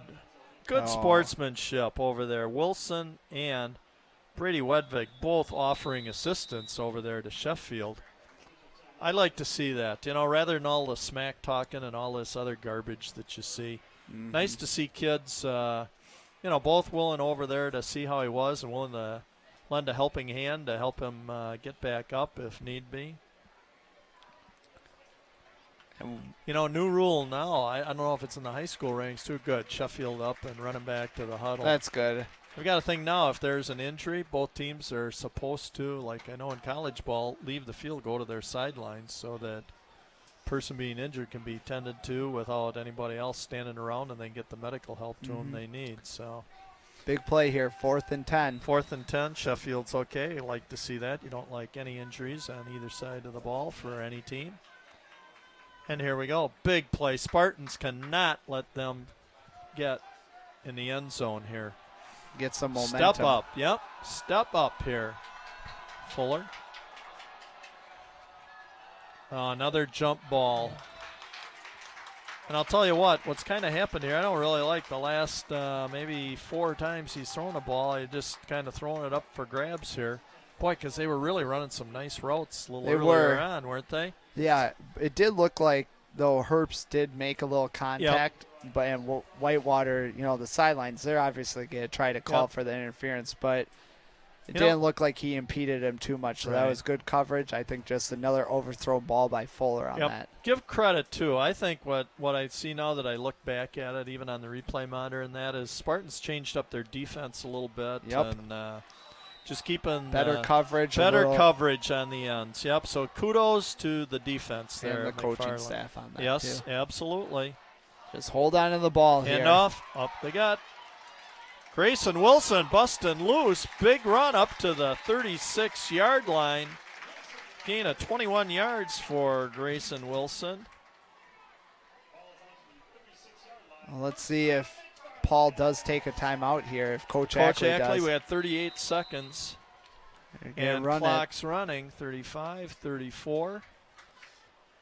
Yeah, I don't know. You can kind of go both ways here. You think maybe we could still get something going, but you don't want to have another mistake, give Whitewater another chance. There goes Wilson up the gut. About a 5-yard gain. Does call timeout now. Uses the second one of the half.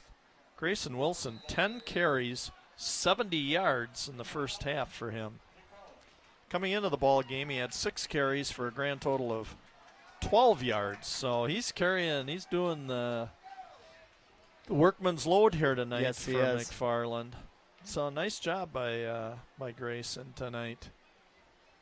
They got to step up this running game. You can see the problem that Whitewater's having. You need to have a balanced offense these days. And you can't just because what McFarland's doing now, they know that Whitewater probably not going to be running that ball, so you just load up and you shut down the pass, and the running game isn't going to help you. So you got to really work on this and see if you can become better balanced. Mm-hmm. You hope for that. Yep. But you also see too. I mean, a lot more as in the college ranks, a lot more teams are doing that spread offense a lot more, pushing the ball up the field and just spreading it out, trying to pass it out a little bit. Right. Yep. Well, let's see what they're doing here. We got 21 seconds till halftime. Ball is on their own 41-yard line. B-Dubs coming under center. Dropping back. And he's going to let it fly. He's got one. Oh, Nick Herbst. Beautiful toss. Just a little long. Nick hauled it in momentarily. And in his effort to pull it down, boy, what I like, the fans giving a real nice round of applause here. Look at this effort. Fully extended. And the ball just popping out. What a great replay we had on that, huh? But boy, do I like that. The fans, a nice ovation, great effort, beautiful toss. Oh, and he gave Herbst enough room to run underneath that pass as well, too. Just got it just a tad too long, or we had 7 on the board there. What a wonderful, boy, was that fun to watch. And here goes Grayson. Here comes Grayson Wilson. Get out of bounds. Stops the clock right there. That's good. Another 15-yard run. And we are going to be looking, unless there's a penalty, we're at 5 seconds left. Grayson Wilson, 11 carries for 85 yards. And McFarland does take its last time out of the half right there. Yep. So what do you think, Andrew? What's the call? Hold it. You make the call. I'm Coach not sure. Garvey. You know, you still got to be a little careful. Because you don't want to drop back and get sacked and have the ball punch out. But, I mean, at the same time, you're inside Whitewater's 45. You know your quarterback does have a good arm. And you got some tall wide receivers out on the side. You know, you got Neald. You got Neald, who's 6'4", and Herbst, who's 6'2". As you keep telling screen. Screen pass. But I wouldn't mind seeing him just heaving it. The only thing is, screen pass probably isn't going to make a difference here because Whitewater is going to be in a super protect. I mean, I can't imagine it. They wouldn't. Heck, I'd put a guy back on the 10-yard line or the goal line. They've still got guys up here pretty tight on this, I say don't they? give it the old heave-ho here. Look at they're going to bring pressure and try and force him to throw the ball early. Uh-oh. Because over on the side. Oh, and interference. And that's exactly why you throw it deep.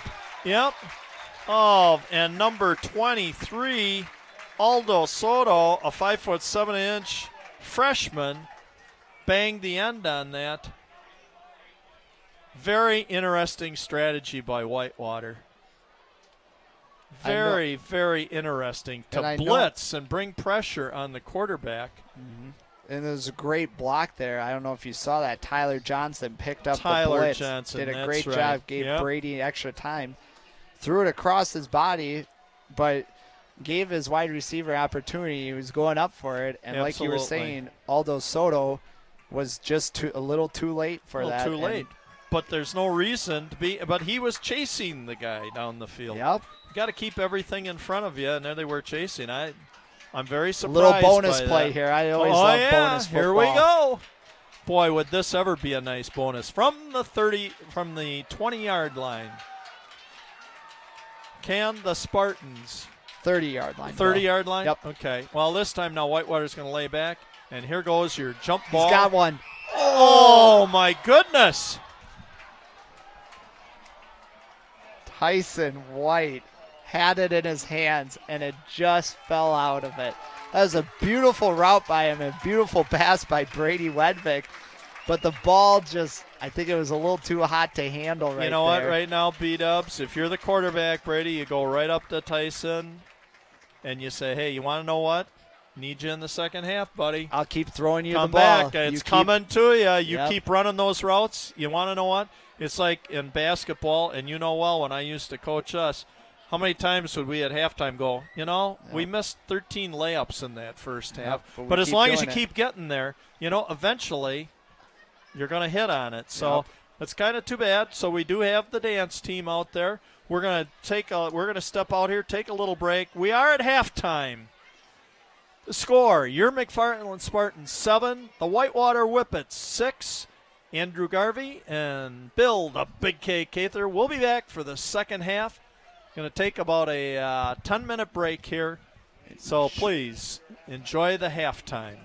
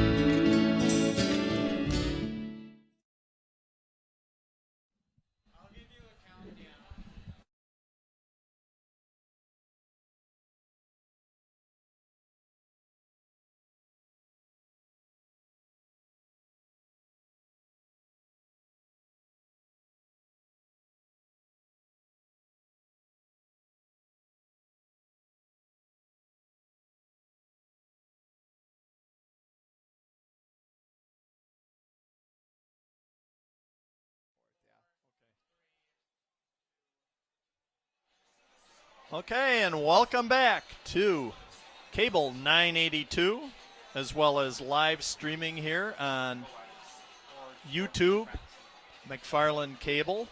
Make sure, again, that you visit these and spread the word to others. You know, it could be to family, friends, relatives. Like I said, I just got a text here at halftime from my son, Brett, who was watching the first half of this game while having dinner in Barranquilla, Colombia, South America. He's viewing this live stream down in Colombia, South America. So if you've got anybody anywhere in the world, please alert them to the fact they can go to YouTube, McFarland Cable, and pull in this game live streamed, or they can watch it, you know, tomorrow, next week, a month from now, whatever. So have a lot of good memories that can come off of this stuff and that. So please spread the word about what a great job here that Cable 982, under the direction of Mr. Eric Redding, and tonight's helpers, Patrick Moore, Ben Becks on cameras, Andrew Day and Ryan Denzer on the graphics. And we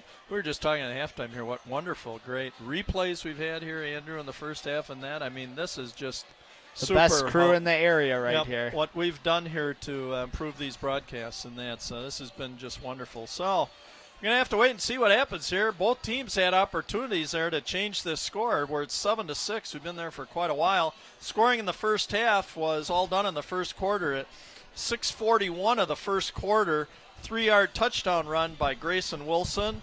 Kirsten Klein, extra point good, 7-0 McFarland. Then at 3:46 of the first quarter, 35-yard pass from Fuller to Lippens, extra point no good. 7-6 McFarland at that point, and it stayed that way throughout the remainder of the first half. But both teams, like I said, Whitewater was down deep in McFarland territory a couple times there before halftime, failed to convert, drop pass by Jimmy Duvall, and then the other time 4 failed passing attempts from the 15-yard line. And then McFarland coming back, getting a pass interference call, giving them one more last chance from the Whitewater 30-yard line on the last play of the first half, and a little kind of drop pass, I guess, in the corner of the end zone. So tough catch in that, but might have been able to be made. So we're still sitting at 7-6, so we'll have to see what the second half brings. But a tightly contested game here between Whitewater, who's searching for their first victory of the year. Very young squad, trying to gain just some more experience as the game goes along, and your McFarland Spartans with quite a few more seniors in that, trying to gain their second victory of the season and go to 2-1. So, Andrew, getting ready for the second half here. Yep. As we saw in the second quarter, as you stated before too, there was no scoring, but we had multiple turnovers from each team, and so that's why it was that back and forth action. No team could kind of get on that scoreboard. There was multiple opportunities for both, and it was right at the end we did see, you know, that beautiful pass from Wedvik to Tyson White, but we just couldn't connect it right at the end there. Yep. I agree. I like to see, and again, if you're the quarterback, you're the leader of the squad. Brady Wedvik's just got to keep this group organized, together, keep their heads up. I mean, you always look to your leader here, and you got to be the motivational person to kind of keep this squad going, and be nice to see if put together a quick drive here and get the lead, expand it out, and yeah, just like how they opened up the game. They ran the ball very well. They kept the ground and pound game, and they were able to get, you know, that 3-yard run by Grayson Wilson. Absolutely. So, again, I'm going to say this one more time. McFarland Cable 982 TV is a function of the Village of McFarland. And please make sure that you let our village officials know by way of an email, a phone call, how much you enjoy these productions. Because the positive efforts of our McFarland youth deserves to be recognized in all forms of media, the State Journal, the Thistle, and cable TV, as well as our website on YouTube, McFarland Cable. So once again, thanks for all your support. And again, I'm going to quick throw this out. We are even expanding more so this year. We are doing, in addition to all 4 football games home, we are doing 4 home volleyball games this year. Ooh, Coach changing Fortune it up a little bit. Yep, Coach Fortune. We're going to girls volleyball. She just, congrats on winning her 300th overall win in last weekend's Warhawk invite. Girls went 7-2 in a multi-team tournament and that, but congratulations go out to Coach Fortune. Does a great job with the girls volleyball program and gaining 300 victories. That's a nice milestone in her career. But again, we're doing volleyball. Then when we go to basketball season, that's where you'll hear Bill, the Big K Cather. I'll be doing those broadcasts. And then last year we did a couple girls softball. We're going to expand those this year. So get more kids' activities involved for everybody's viewing enjoyment and memories for these kids. Kick off the second half. One hopper, fielded by number 53. Oh, and what a great open field tackle right there. It looked like number who tackled them number on McFarland? 14. That's Michael Marfori. Yes. 5'9", 155-pound junior. Nice tackle. And kind of an interesting return by Gabe Pope, 6'2", 147-pound sophomore offensive lineman who returned that kickoff. All right, here we go, Andrew. Let's see what Whitewater under Daniel Fuller's going to come up with here for the second half. First play, 1st and 10, 24-yard line, Whitewater. Under center, handoff. Believe it went to Ernie Margena. First half, Margena, 7 rushes, 8 yards. Bringing up one, he's now at 8 rushes for 9 yards. On the season coming in, get a load of this, Andrew, he had 19 carries for 20 total yards. He's averaging about 1 yard a carry. Like I said, this team has struggled. Coming in, again, I have to repeat this, they only had 35 total yards rushing in 2 games. But he's a kid who will do that dirty work, you know. Right. And he's going to keep plugging. Yep, keep plugging away and try to bust one. Fuller, quick pitch. McFarland, hard to go down. Yeah, McFarland did a great job of, a group tackle on that. Yep. Right when first contact was made, you saw about 5 more Spartans helping out and trying to just, take that whippet wide receiver down over there. Nate Jostad, first man to make contact there. So good defensive series so far for McFarland. Let's see if they can get the 3 and out now. And obviously Whitewater is going to be in their shotgun formation with Fuller in the backfield. 3rd and 7. Oh, the nice defense. Knocked down by number 11, Nick Herbst. And contact also made by Tyler Johnson. See, Nick Herbst a little shaken up there. Got that hand in and knock it away there. He made the initial tip. A little slow to get up, but he did just a great job of, reaching his arm right across the defender and getting that tip in. Without making contact with the receiver. So, good first defensive series for your Spartans here, forcing the Whippets to punt from kind of deep in their own territory. Standing back at about the 6-yard line. Seemed to be some... short a player. Yep. Of course, and who do they call on? Margena? Get out there, huh? Jack of all traits right there for the Whippets. Nice snap. Nice kick. Tyson White going to stay away from it smartly. That's if you can't make a clean pickup, and the ball is down at the 37-yard line of McFarland, and that's where they will start. 1st and 10, first series of the second half. And let's see if you make any changes in passes compared to runs in that. They're fairly well balanced, I'd say, in the first half, passing and running. Yeah, they were doing a little more passing towards the end of that second half Yeah. because they were trying to open up the field there and, trying to score right at the end of the half there. Yep. Well, we'll see if McFarland sticks with like they've done this, loaded jumbo I formation right here. Yep. Pitch back.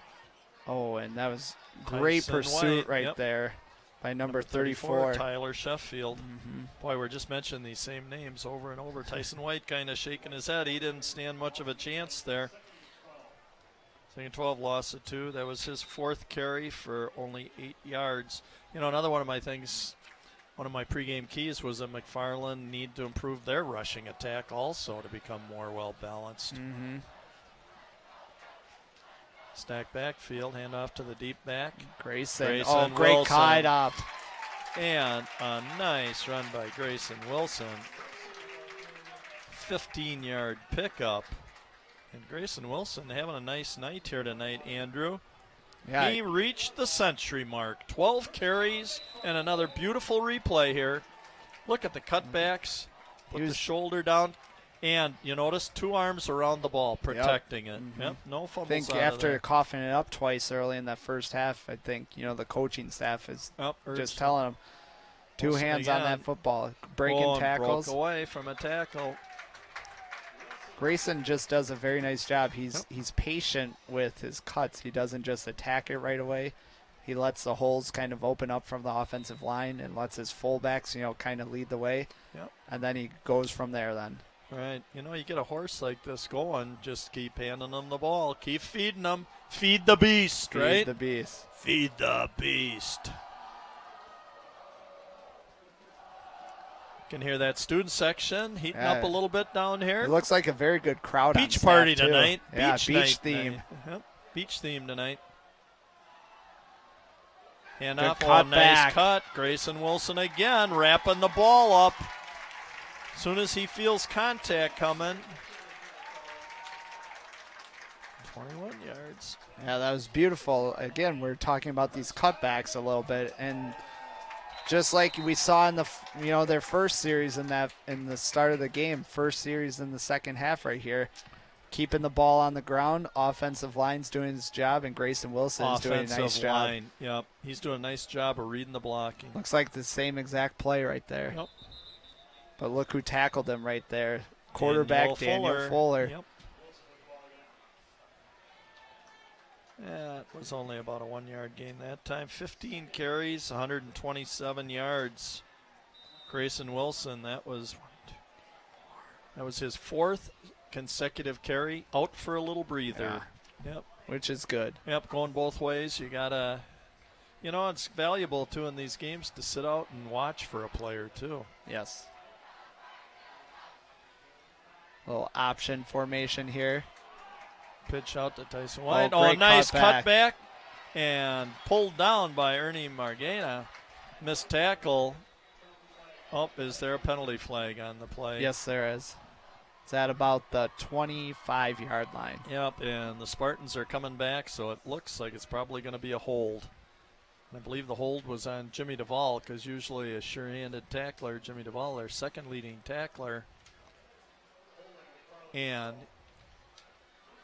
he was out there, not involved with the tackle, so I believe that's probably where the hold was on him. It's too bad, because they had another first down. Yeah, that was another great cutback by Tyson White. But, yeah, the holding penalty backs him up 10 yards. Second and a long 19 yards they have on the scoreboard for us. Yep.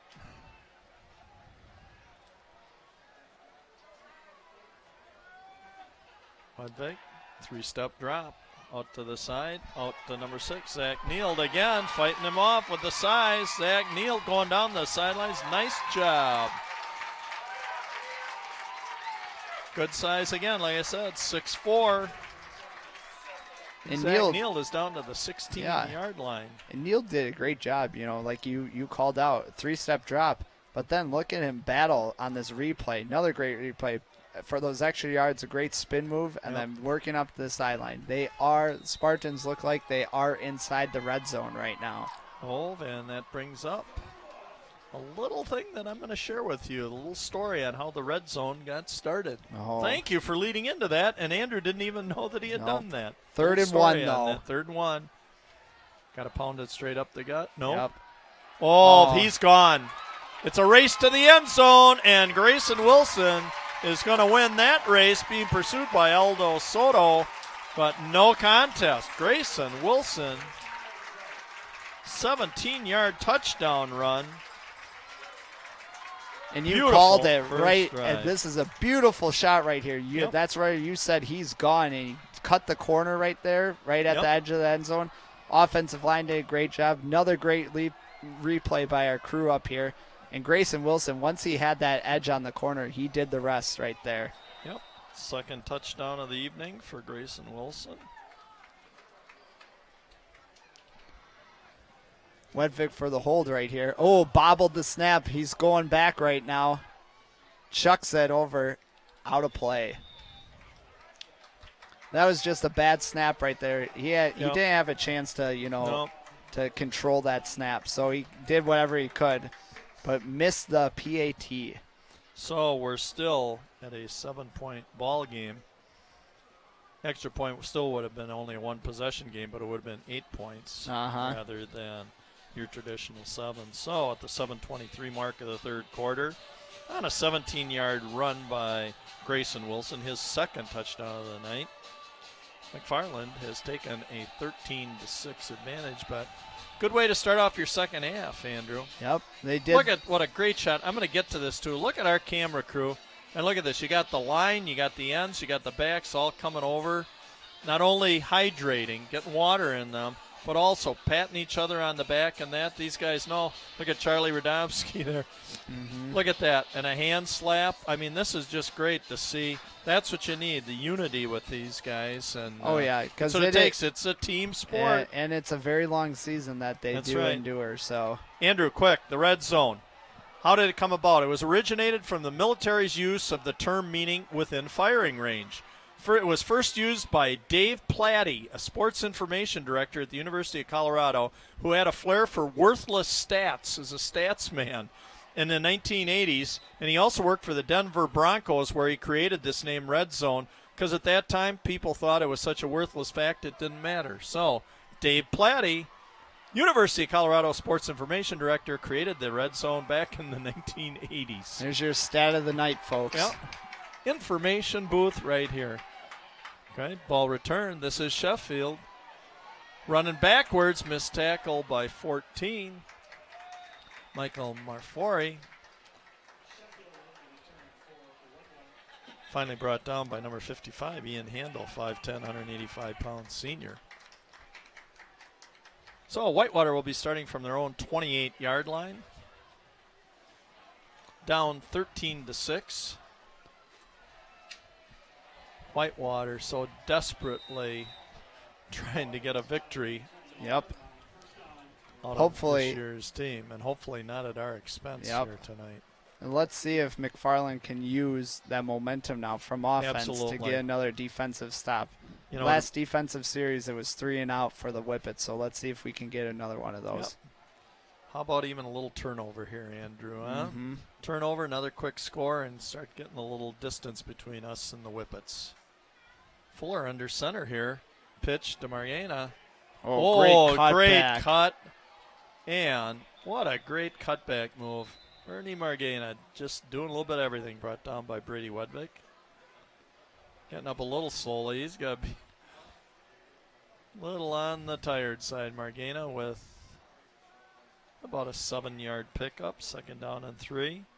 It was just a beautiful cutback he had. You saw the cornerback for McFarland on there, number 23, Reese Samuel. He was coming in. He was coming in pretty fast, but that cutback, Reese just went right by him then. Yep. Under center again for under Fuller. Center again. Probably going to be a run. Second and 3. And look at that, Grant Bartuska. Yep. It was just like nobody was there. And a 3-yard loss for Jimmy Duvall. Jimmy Duvall, their leading rusher, coming in 26 yards on the year now for this evening, is 2 carries for -4 yards. Mm-hmm. And we've seen Grant do that a number of times tonight, so hopefully he can keep it going. He's doing a nice job getting penetration at that nose guard position. Only 23 yards rushing total tonight for Whitewater. So the Spartans, as you keep putting out those stats, Bill, they're doing a nice job stopping the run. Now let's see on this 3rd and 7 now if they can stop it through the air. All right. Fuller directing Lebrand to come in. Help. Oh, there's the pitch. And a good tackle. Jimmy Duvall on the catch. And this will be close. It's going to be maybe a yard short. It's right in line, and I think the officials, they might call for a measurement on this, or it might look short. They're eyeing it up right now.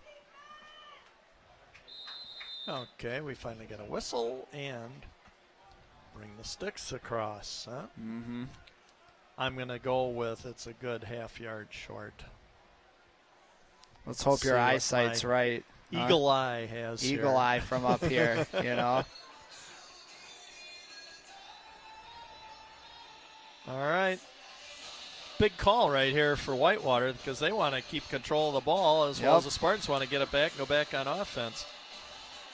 So we'll see. And Eagle eye is not right. I guess these readers, I might need to go to the next level up on these readers. You might need to. However, you didn't exactly jump in and make a prediction. Hey, there. I was going off of Eagle eye right there, Bill. So you got to trust Eagle eye. Yeah, well, I guess maybe you're seeing, maybe in the past you used to trust Eagle eye. I might need a second guess that. So. But a good pickup from the Whippets on that first down, and it was a good pass, good catch. They've been getting good timing, and from Fuller to Duvall, and he's also been throwing it to Sheffield, Lippens, all these wideouts. Their timing's been very good. Stepping up in the pocket. Let's see, up, and I can see that Duvall's pointing to himself because Duvall was in the area. He was just dumping it. Yes, that was questionable, but he was in the area. So, that's a very heads-up play there by Fuller. But that's what McFarland needs to do here. They're only rushing 3, but look at this pressure that they get right there. And that was 54 again. I think that was Bartuska. Grant Bartuska, and that was also along with Hunter Patchen right there on that defensive end. So, good pressure right there from the Spartans. Only bringing 3 on that one. So another name we hadn't mentioned, so that's good. Get everybody included here. Fuller, 2nd and 10 from 37. Stiff arm. Look at that. It took about 5 or 6 Spartans right over there, but that's a good group tackle over there. And again, pressure from the front 3.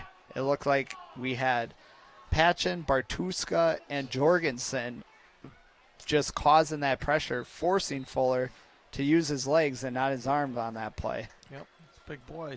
Like I said, 6'4", 190. It's pretty good size for a quarterback. Mm-hmm. Okay, we're 3rd and 8 from the Whitewater 42-yard line, where you've got 4:37 to go in the third quarter, Andrew. 13-6. Spartans in the lead. Oh, whoa. That was tipped right there. Wow. Number 44, Will Liebrand. I think that was intended for him, and he wasn't really even looking. Well, it kind of got tipped. And it was also, I think, for Jimmy Duvall. Jimmy Duvall, yep. Yeah. But that was a good play there by Tyson White. He just came right in, kind of like what Grayson did in that first half. Yep. So another 4th down for the Whippets, and let's see if they'll bring, and they do bring the punt team out. We are at 4th and 8. Yep. So another good stop by the Spartans defense. Whippets just seem a little uncertain here on some of these kick teams. It always seems like they're a man short. Yep. Nice snap. Kick. Little low kick, and that's going to be a runner. Tyson White. Little juke move right there.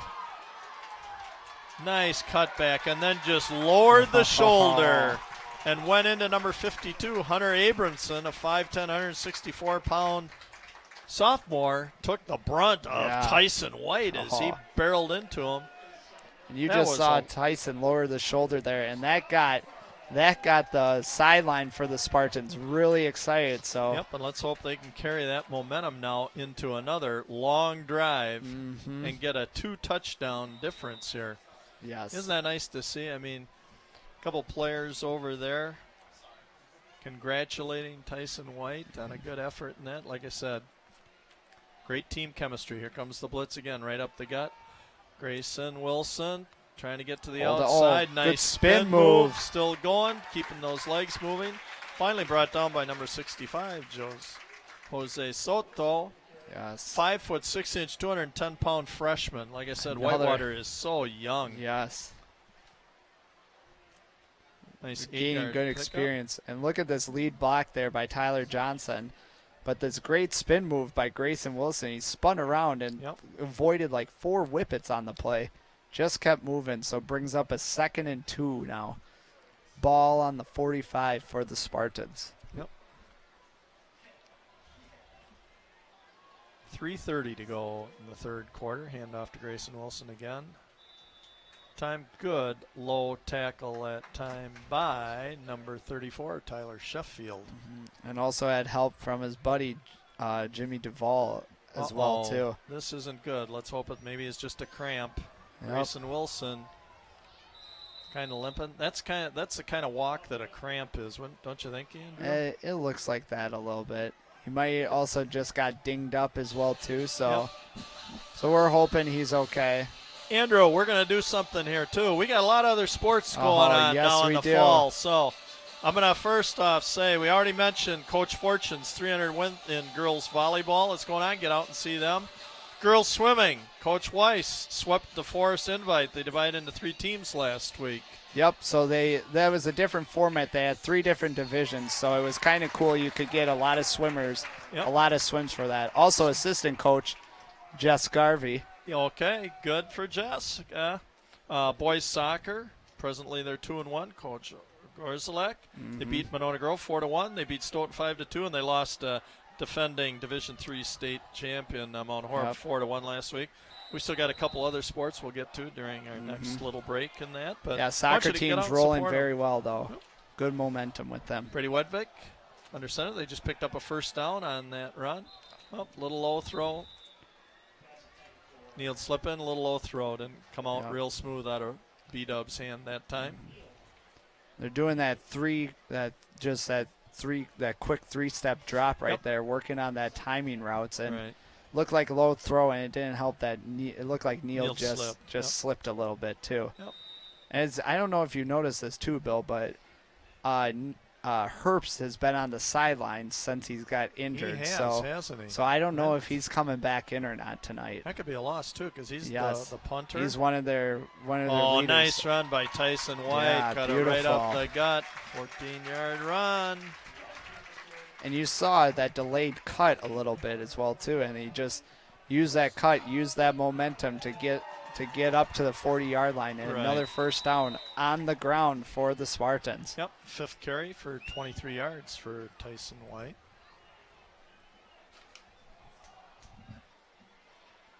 So we'll see if McFarland keeps staying on the ground now with this, or if they go to the air for this next play.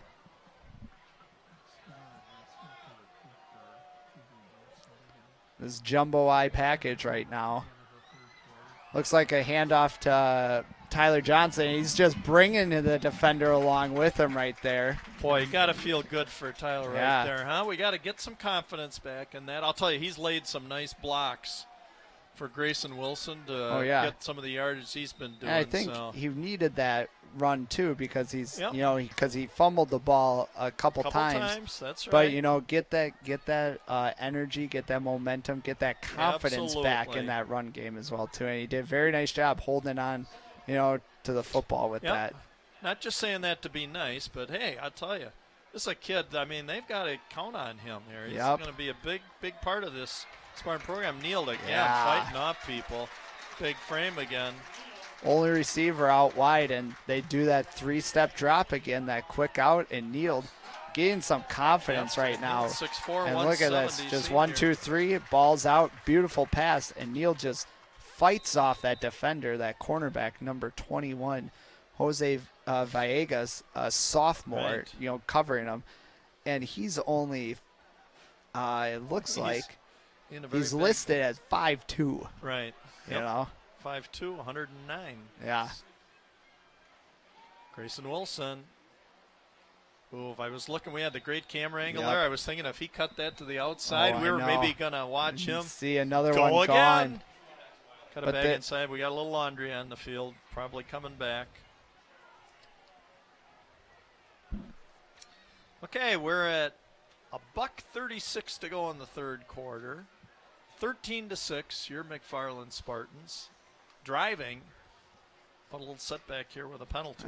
Holding on the Spartans, and that'll be moving them back 10 yards. Yep.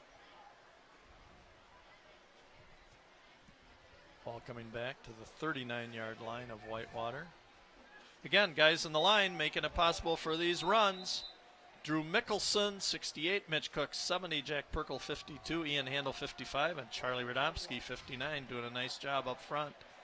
Nick Jorgensen, some nice block at the end. Wilson, 2-yard gain. Not a lot on that one. That was a nice tackle there by Fuller. He just came up, pursued, and saw the open gap to bring down Wilson on that. Right. 18 carries for 154 yards. Into the hot tub or an ice bath or something afterwards. Oh, yeah. That's okay. You got to love it. If you're a kid playing football, you're a football player, you got to love it if you get that much attention. Especially this Friday night atmosphere. You got that right. Friday Night Lights. McFarland USA's version. Wedvig going deep. airing it out. Got him! Did he get in the end zone? Beautiful catch. Was that Reese Samuel? Yes, it was. And they're marking him right at the goal line. Boy, Brady Wedvig. Beautiful pass. That was Beautiful gorgeous. Pass. And look at that pump fake, and look at him air it out. Just beautiful. Boy, we've talked about how and nice Reese, Fuller has thrown the ball. That was as pretty as you can get. Right and there. another awesome replay by our crew up in the booth here. The ball is literally almost right on that goal line. They have to just do that power I formation and just punch it in there. Pound it in. And there goes Tyson White Dang. in for the score. And Wedvig with the big fist pump. Yes. And he deserves it, I'll tell you. That's what a leader does. Leader keeps his team together like that, keeps their heads up, throws an excellent pass, and this is right after a big penalty. Pushed him back, and you as a leader, boy, you just do it, guys signaling two, whatever. And let's see what the Spartans do on this play, if they do decide to kick it or if they go for two here. It looks like they are going to kick it. So at the 39-second mark of the third quarter, we're going to kick. Kristen Klein again. Oh, another bad snap again. Let's see what Wedvig does here. Yep, he just has to run. Hold on to it or anything. So that's two consecutive bad snaps. And I will tell you, you better believe at practice they're going to be spending a lot of time on that, because I'll tell you, that can be very, very costly. Yes, Can lose a lot of games by 1 point on a mixed extra point. That's not good. 2 out of 3 bad snaps. Yeah, so Kirsten has nothing to do with it, nor does Brady. I mean, you just can't be getting the ball back there. So that's all right. You want to know? Andrew, it just takes practice, right? Yep. Put a little time on it. I mean, that's very correctable. Very, very correctable. It is, so. but you also have to look at that series that they just had, too. They were great running attack. And I think now, that running attack has been been able to open up that passing game for Brady, for Brady, which you just give him that pump fake, and then you just saw it with Reese Samuels, running down, streaking down the sideline, and a beautiful thrown pass. I thought he got him, but you know what? It didn't really matter because Tyson White finished it up behind that offensive line, who's been leading the way and giving Brady, that protection all night long. Right. I am going to say something, too. We have not seen Nick Herbst back in there, and that's something. We do not have a sideline reporter tonight to get any update on that. Nope, so, no sideline reporter. We'll have to wait and see. But, yeah, Nick's a very important person to this squad. I mean, and he's leading receiver. Defensively, he's one of the cornerbacks. Special teams, he's punting. Yeah. That's a big miss, depending upon what happened to Nick. So we're just hoping that's okay. Ooh, nice boot. Down to the 9-yard line. Here comes Sheffield. Right up the gut. A lot of bodies flying again. Yep. I love the camera work. You really get a chance to see bodies flying around there. Yep. And the coverage team has done a pretty nice job. Yep. The McFarland's kicker, Carson Werwinski, is doing a nice job putting some air under it. Getting it pretty deep and not giving, Whitewater a lot of room to return that ball. So a very nice job on the special teams by the Spartans. Right. Okay, let's see what Daniel Fuller and the Whippets have in store here, being down now 19-6. We've only got 32 seconds left. in the third quarter. Two nice drives put together here tonight by the Spartans in the second half. Yeah. Coach Ackley and the squad, coaching staff's got to feel pretty pleased with. Feel very pleased about that, making some halftime adjustments, doing a nice job, You hit the nail on the head, Andrew. The running game, once you get that going, boy, that opens up the passing game and a lot of options. And it is, Herbst is back playing defense right now. Defending that, tipping that pass right there. So looks like he's back in, playing in. Congratulations being given down there by Coach Ackley. Double team. Zach Neal was back there also. That's a good sign. And again, words of encouragement from the coach. A lot of enthusiasm, and I'll tell you what, that all that does is rub right off onto your team. So it's a good sign. And it helps too. There's a great student section here as well. Providing providing encouragement for their classmates out there as well. 67, Jeremy Checky. Got Bartuska, Jorgensen, front three up there. Daniel Fuller back to throw again. Oh, nice toss on that one, and that was a beautiful throw over to Jimmy Duvall. Yep, and they've been doing those timing routes all night, and they've just been hitting, especially that out route right on the sideline. Fuller's doing a great job, putting the touch under it, over the receivers, and then the wide receivers, for the most part, if they get their hands on the ball, they've been catching it for the most part tonight. I would agree with that. 4 catches for 45 yards for Jimmy Duvall tonight. Fuller back in the shotgun.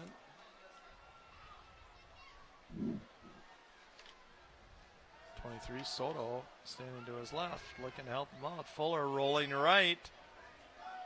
Has nobody. Tried to get it to Sheffield. Yep. And in pursuit that time was that number 32? Got to mention Brent Sherrick. Yep. Gosh, I'm sorry, Brent. I should have picked you up because we mentioned your name a couple times tonight. So good pursuit. And, also as well, too, right, that nose tackle position, Grant Bartuska. He's been a workhorse on that defensive line for him. Right now you got Patchen and Sherrick both in there. They are both juniors, and Bartuska up the middle. So got 2 juniors. Putting the pressure on, some fresh bodies in there. And look at that. 52, that was perfect. And an interception by Tyson White. But again, it was the pressure being applied by Jack Perkle that time coming up the gut at Fuller, forcing Fuller to just dump it out quick. Here comes Perkle up the gut in pursuit. Hand up by Sherrick. Look at that catch from the knees, too. Beautiful catch by Tyson on that.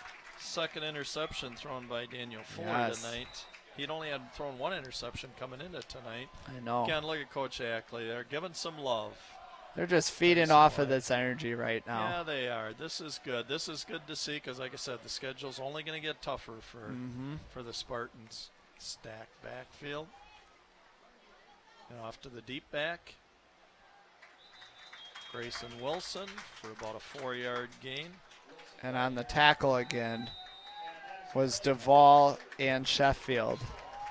19 carries for 158 yards. And that looks like that's the end of the third quarter. The third quarter, 19-6. So scoring in that quarter, it's 7:23 mark of the third quarter. We had a 17-yard run by Grayson Wilson. Extra point no good, 13-6. 39 seconds left in the third quarter. A 1-yard run by Tyson White. Extra point no good, 19-6. Andrew, let's go back to our other activities, and let's go girls golf. Coach Lundquist, they finished 6th at the Lake Mills Invite last week. I feel like half of their season is done by now. Yeah, half of it is. They started so early in April, and they've got a very, very young squad. Yes, but their team is growing, which is showing signs of improvement. Got to just keep practicing and playing.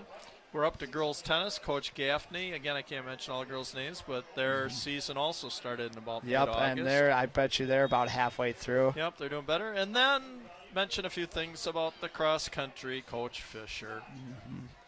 He's been coaching, He's a classic. He's been here for a long time, but he enjoys it. He just loves being with the kids. And you don't get any better than Coach Fisher. I'm coaching as well, and it's kind of ironic. This is probably the only coaching staff in the state that has a mother-son, father-son coaching duo. So, okay, Brady Wedvig. Oh, going back in pursuit. He's going to get nailed. Oh, almost pulled in by Nick Jorgensen. Right out of the hands of him. Yep. That was a good thrown pass. He led Jorgensen maybe just a little too long. Brady's had a couple of passes here that could have been pulled in tonight. Let's look at this. And that could have been pulled in as well. Hot pursuit was Tyler Lippens that time applying the pressure, but tell you what, Brady stood, got his feet established, and put a nice ball out there. Yes, he did. Nick Jorgensen couldn't quite pull it in. That's all right. 2nd and 10. Ball on the 48-yard line of McFarland. Hand up. Oh, nice Brent. cutback. He could be gone. Down the 32, sideline. Brent Sherrick! Turn it on, Brent! Attaboy! Brent Sherrick! Wow! What a thrill for the 6'1", 160-pound sophomore. Look at this cutback right here. Great blocking by Tyler Johnson up front. Then he just uses his leg speed to outrun the Whippet defenders right at the end. And I believe Bill, like that. No, he's a junior. Yeah, he is That's a junior. Right. Brent's a junior. What was I talking about? And I believe that was his first carry of the game. That was his first carry of the season. And that's a good way to start right now. I love it. Let's see if we can have a good snap here. Look at here. the close-up on him. 5.5's going around. I'll tell you what, once he turned the corner, and Kirsten Klein, finally on a good snap, gets a chance to get second good extra point, and the Spartans advance the lead to 26-6. Brent Sherrick, wow. And that was just a neat run. Yep, and you saw the cutback lane. It started, he was get a fake right, but then he came back left, and he had his lead blocker, Tyler Johnson, who's been doing that all night. And then Brent just did the rest. Once he hit that corner, he used his speed. He is our track athlete. He's a 300 hurdler for us, and also runs the 400 as well too. So use that track speed to streak down the sidelines and to get into the end zone. So beautiful run. Beautiful play set up by the fullback, and with the blocking and the offensive line, and then let Brent, finish it up down the sideline.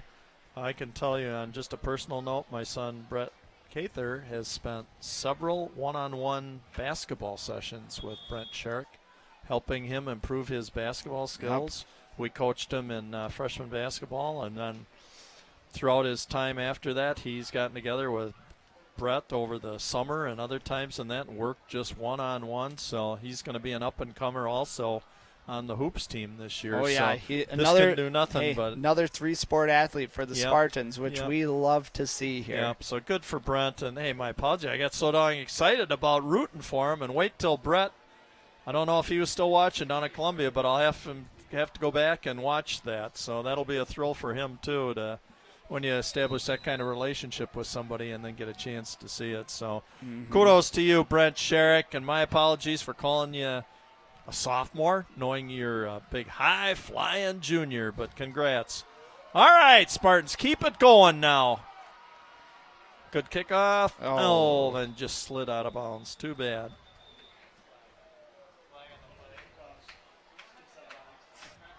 Carson Werwinski had been kicking off real well until he just kind of pulled that one. So that will move the ball out, I believe, to the 30 or 35-yard line. 35-yard line coming out, too. That's kick out of bounds, bringing the ball out. Wow, that was exciting. Brent Sherrick, first carry of the season, pounding out a 52-yard touchdown run. Yes. Gotta like that. Okay, Daniel Fuller, Whitewater's been in this spot before. Now the lead's starting to get out of reach in the game. So let's see how Daniel Fuller and the Whippets respond to this. Quick two-step drop and thrown out to Sheffield.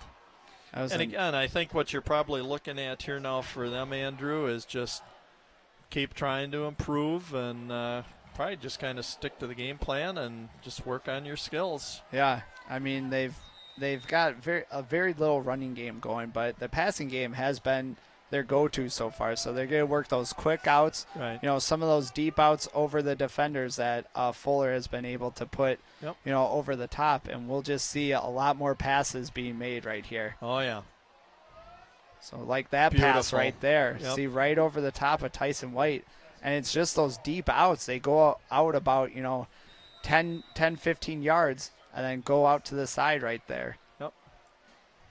And another Whitewater player is on the ground. You never want to see that. Nope, I don't care what squad you're looking at. You just don't want kids. These years are so precious to them, and the opportunities are so few, especially with football, because beyond high school, most of them are finished playing tackle football. It's something you're never going to experience again. And again, this is such a neat experience to be out here on Friday nights in front of your community and everything else, and just a real neat experience.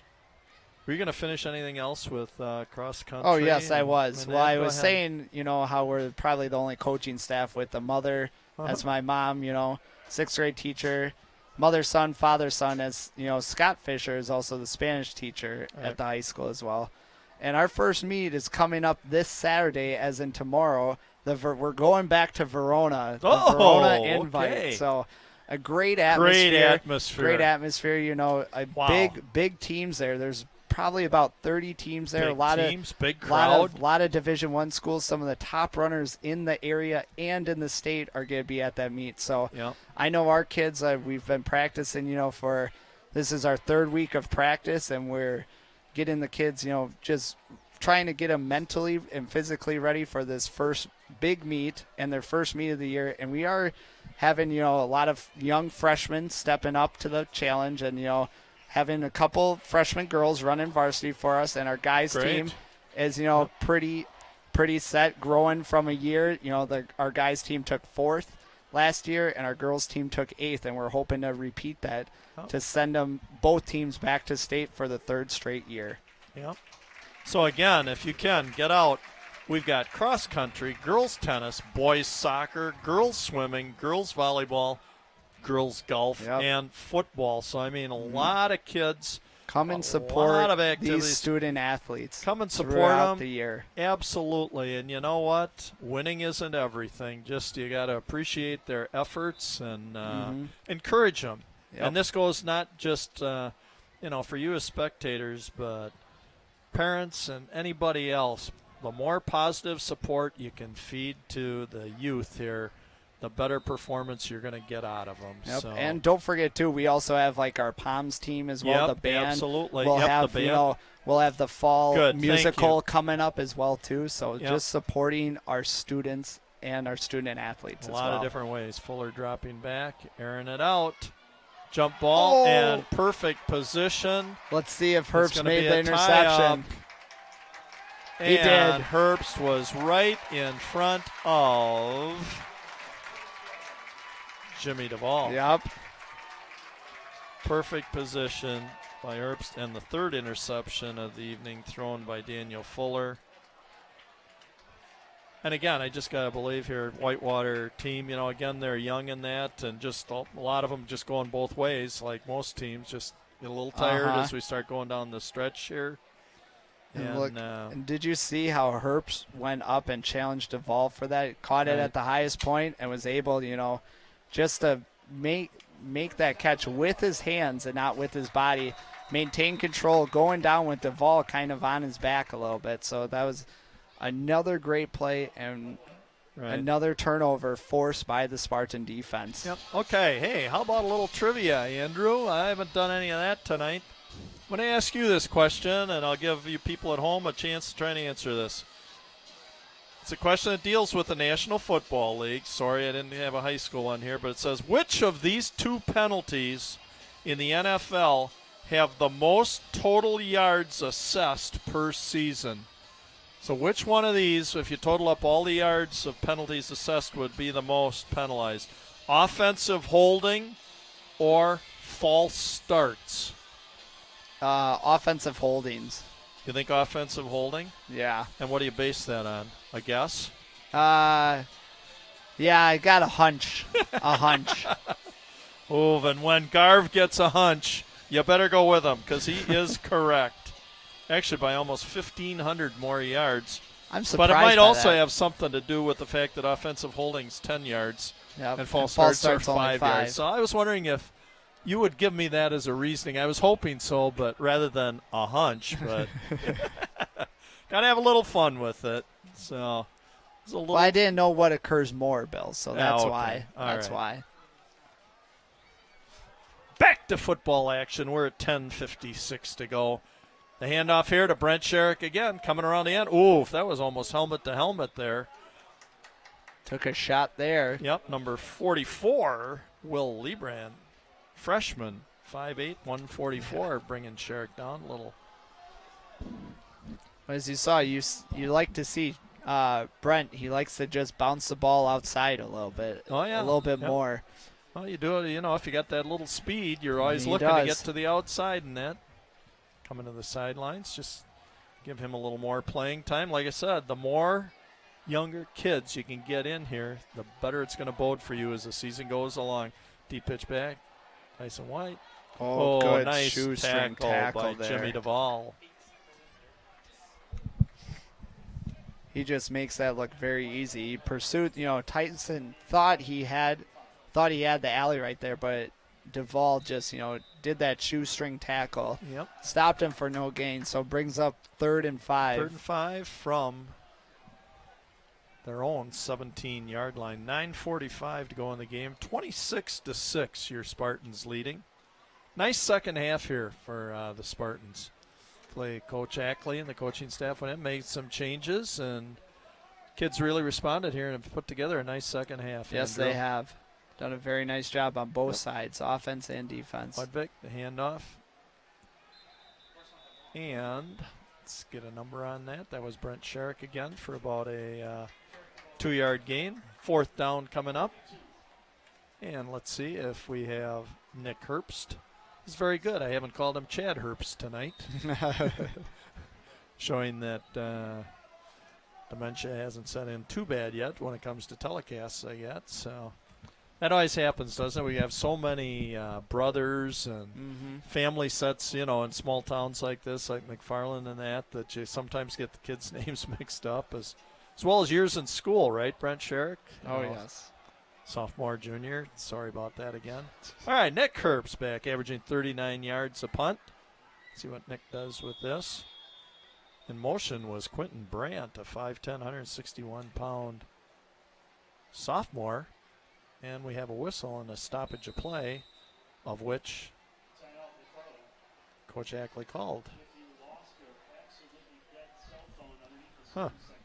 Looks like he called the timeout. I don't know if they were running out of time there or if they didn't have right personnel out there, but hey, again, I want to mention a couple other names here because we've got varsity managers Jared Green, Caitlin Gunderson, and Caitlin Ackley. Freshman manager Rachel Halsey. Ball boys Zach Gunderson and Damian Hahn. T-girls Julia Ackley and Ellie Johnson. Well, the oldest cheerleader and ball boy and whatever in the world, Mike Friedel. Yep. That goes he does so much for the does. Community, though. Our ace trainer, Jay Hansen, the 3 most dreaded words I said in this community if you're an athlete are go see Jay. But the thing that's so neat about it is you won't be playing again until you are 100% healthy, and Jay is just excellent with taking care of the safety of our kids. He's the best in the business. Yes, he is. He's a true gentleman. Student trainer, Kirsten Klein. All these kids do a great job, again, helping these games come off. And that punt looked like he shanked that a off little bit. the side of the foot. And again, you just don't know, Andrew, if something with that earlier little injury that he was off for a while on might have had something to do with that. Mm-hmm. I'm going to tell you what, that punt didn't go more than I'm going to say about 10, 15 yards. Yep. Yeah, it looked like he just shanked that off the side and that went into the Whitewater sideline right there. That looked like that could have been a Brian Garski 60-degree wedge. Oh, Shank. Yeah. Shank. Shank off to the right. Seen that before. Yep. Daniel Fuller. Back to throw. Good pressure. And number 67, Jeremy Checky. Yeah. 6'2", 182 pounds, senior, bringing down Fuller. And About a also 1 yard loss. And you also saw number 88, Jorgensen, Yep. forcing him to go inside and right into Checkey's arms. Yep. So that was good defensive stop right there by the ends. Yep. Nick Jorgensen having a good game tonight.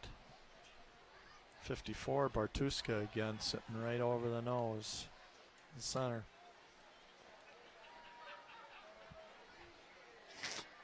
Oh, then a nice throw, and Sheffield couldn't come up with it. Nice protection by Tyler Johnson. That's one of those, that's kind of those routes as a wide receiver. You get a little nervous crossing over the middle with the linebacker. Yeah, when you got and Tyler Johnson at 5'11", 220 sitting there. You see a linebacker like Tyler Johnson there, Yep. I would probably slow up a little bit too. I think so. 7:47 to go in the game, 26-6. Spartans, 3rd and 11. Daniel Fuller back in the shotgun. Ernie Magana sitting to his left. Fuller, head up. Oh, and Got him. got him. Checky. Yep, doing a nice job. Oh, And they we did throw the have flag. some flag, and I think there might have been some words exchanged or something there at the end of that. Words, or I think it might be intentional grounding too, Bill. You think so? Yes, it was, Andrew. It was intentional grounding. Because I think he was outside of the tackle box, but I don't think the ball made it past the line Right. of scrimmage. So I think the head official there was looking around to see if there was a back or somebody in that someone area. And in that couldn't area. find him, so, yep. 4th down, and I think the We are. Whippets are good to go for this because. Oh, yeah, and it's 4th and 23. Yep. 4th and a mile. They Fuller giving final instructions to Sheffield over here, saying just draw it up in the sand. Go long. Yep. Just Go long and I'll throw it up. And let's see Whoop. McFarland. Up the middle. Yes. And who is that Uh-oh. again? 64. That was Mitch Roeder in the ball game. 5'10", Yeah. 254, sophomore. And that happened right in the middle of that pile, so who knows what's coming up here. Because there is a flag on the play. Yep. Officials conferring. I've heard that phrase used enough so I can say it. And they're picking up the flag Yep. and waving it off. Meaning ball will be turned over. First down, McFarland. First down and 10. Their own 49-yard line. 7:32 to go in the ball game. 26-6.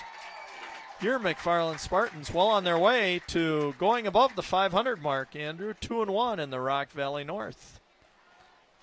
And McFarland, the second half, the coaching staff made great, adjustments. The players have responded well to it. They've just done an awesome job defensively, holding the Whippets, to 0 points this half.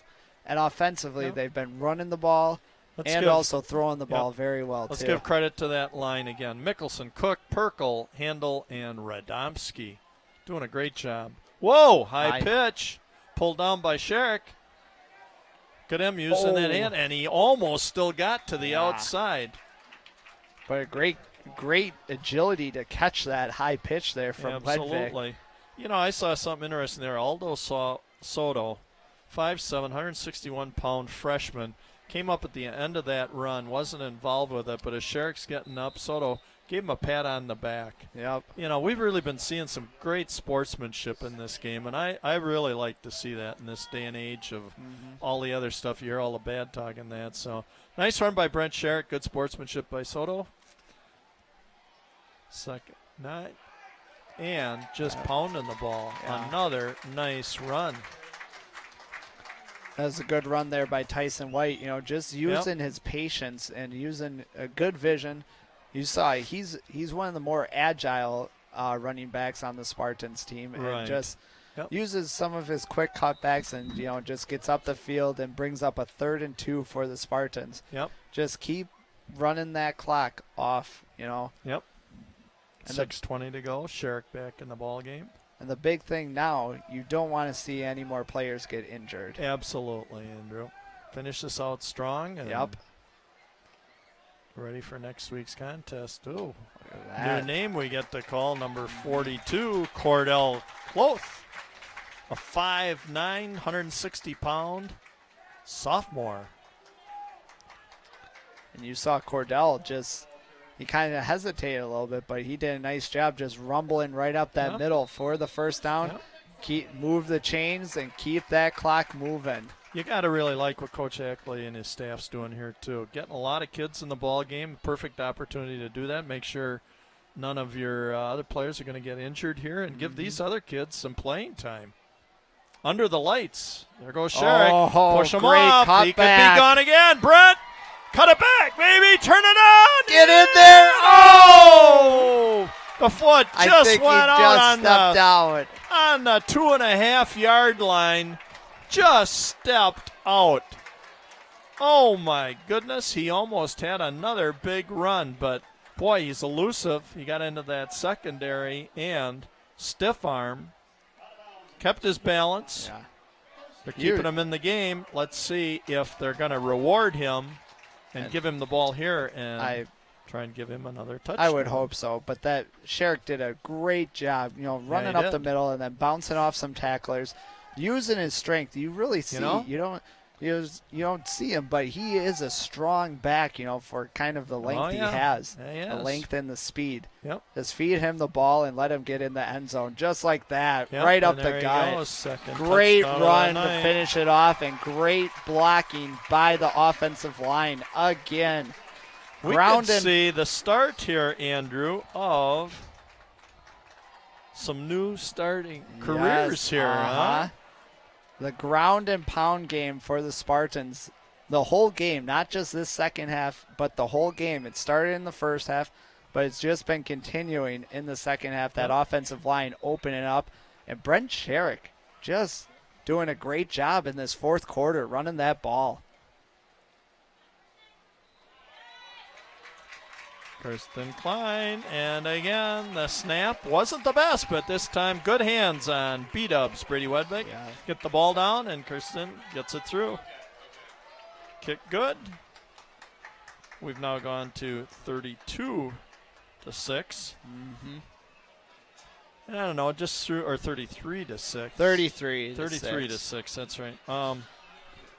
Through my thoughts, actually coming in, I thought this game had the potential to be this kind of a little bit of a blowout here tonight, because Whitewater, as young as they are, they've been struggling. The fact they have no rushing game, really, Andrew, and I thought that, hey, the Spartans just tended to business and did as they, I'd always say with my teams when I were a coach, no matter what sport and that, during a timeout, teams would come over and people would say, God, you didn't spend much time talking with them. I said, basically, you can hit them with this very short and sweet. Do as we practice. Yep.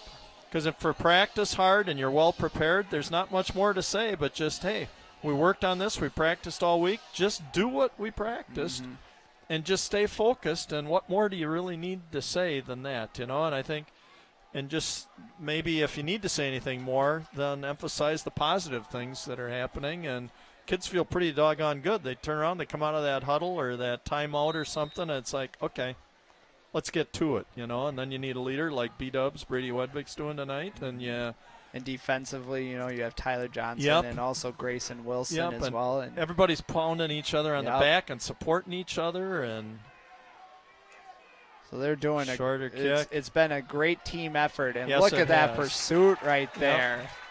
Number 14, Michael Marflori. Again, we've called Michael's name a couple times on the special teams, and they've just been doing a very nice job. It's been a great team effort from the Spartans. Yep.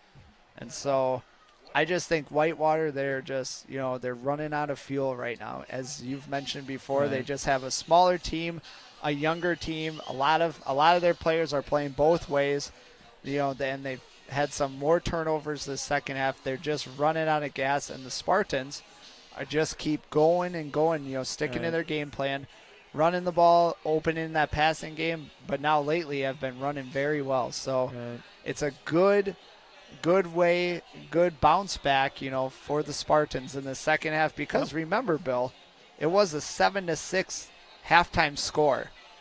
Yep, with a lot of missed opportunities. One other thing I'm going to say, I got this quote here, I use this sometimes. The greatest gift you can give someone is your time, because when you dedicate your time, you're offering a part of your life that you'll never get back, and that's what we're doing. We're volunteering our time here. But this is so special, and we know what it means to these kids and the families and grandparents and anybody else watching this game, and that how neat this can be for these kids and that. And if we can make it more special for them, doggone it all, I'm willing to do this and keep doing it. So yes. I don't do it. We're not getting paid anything here. We just do it out of the love for the kids and making sure kids get their efforts and all their hard work and everything else gets appreciated here and gets recognized.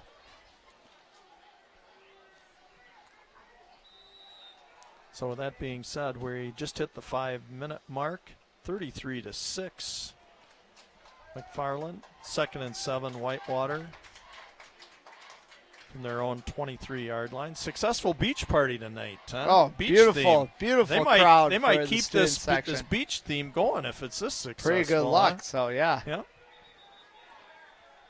Assume that we're probably going to have theme nights throughout the football season, I'm sure, which will carry over into volleyball and basketball in that way. Events. You should, if another way to have kids to get them out to these events and feel as though they're a part of it. I know the kids that are participating in these love it when you can look over and you can see your classmates and that sitting there. And it's always good to have the support from your classmates out there. So absolutely makes it a fun environment, and it always helps too when you're playing better. That always helps the environment as well too. Making sure that you don't make those bad cheers according to the WIAA. You got to be careful, right? Huh?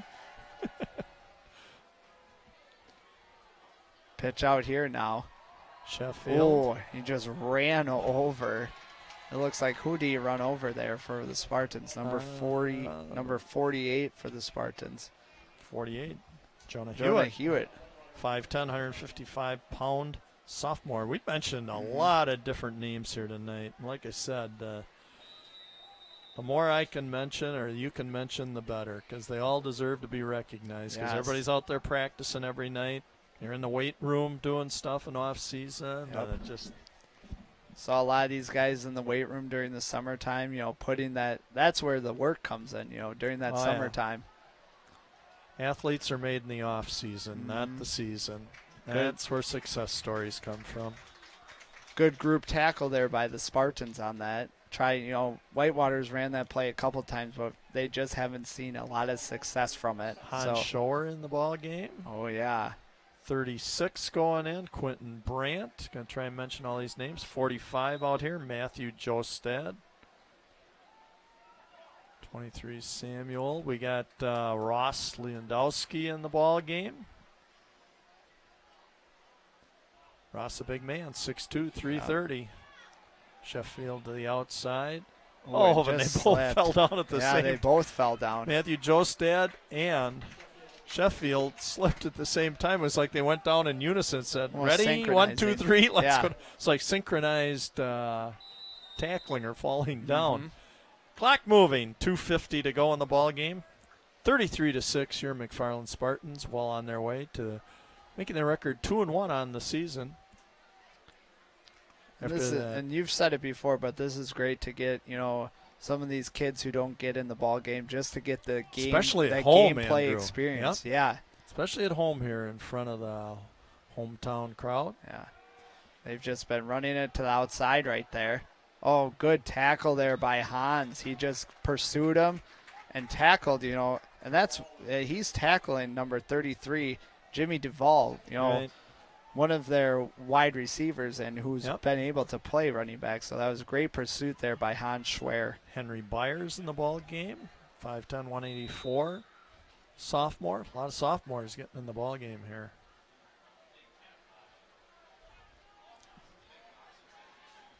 All right. 2nd and 8. Fuller under center. Another good tackle there by the Spartans. And you know what's good here? We got the camera shot on Ryan Rothwell. Coaching on the sidelines. Still coaching with a $140 to go in the game. How nice is that, huh? Oh, it's As long as you always- got time, you're coaching up kids all the time. You're not just sitting there putting away your clipboard, your whiteboard, your whatever. You know, you're still talking with kids. This is a learning experience. Every play counts here. 34, Sheffield. Going to pick up the first down on that 3rd and 9 from the 50-yard line. Just giving these kids opportunities right now. Yep. Again, you just hope that nobody, number 67, coming off the field. Oh, that's Chucky. We mentioned his name, Jeremy's, quite a few times. 76, Jack Hovland in the ball game. Another Looked like- sophomore, 5'11". Yep, it looked like pounds. Hunter Boyler, another sophomore as well, just scampered on the field. Get them all in as we go under a minute. Yep, 55 seconds to go. Nice tackle made by number 14. Well, Michael Marfer, 8.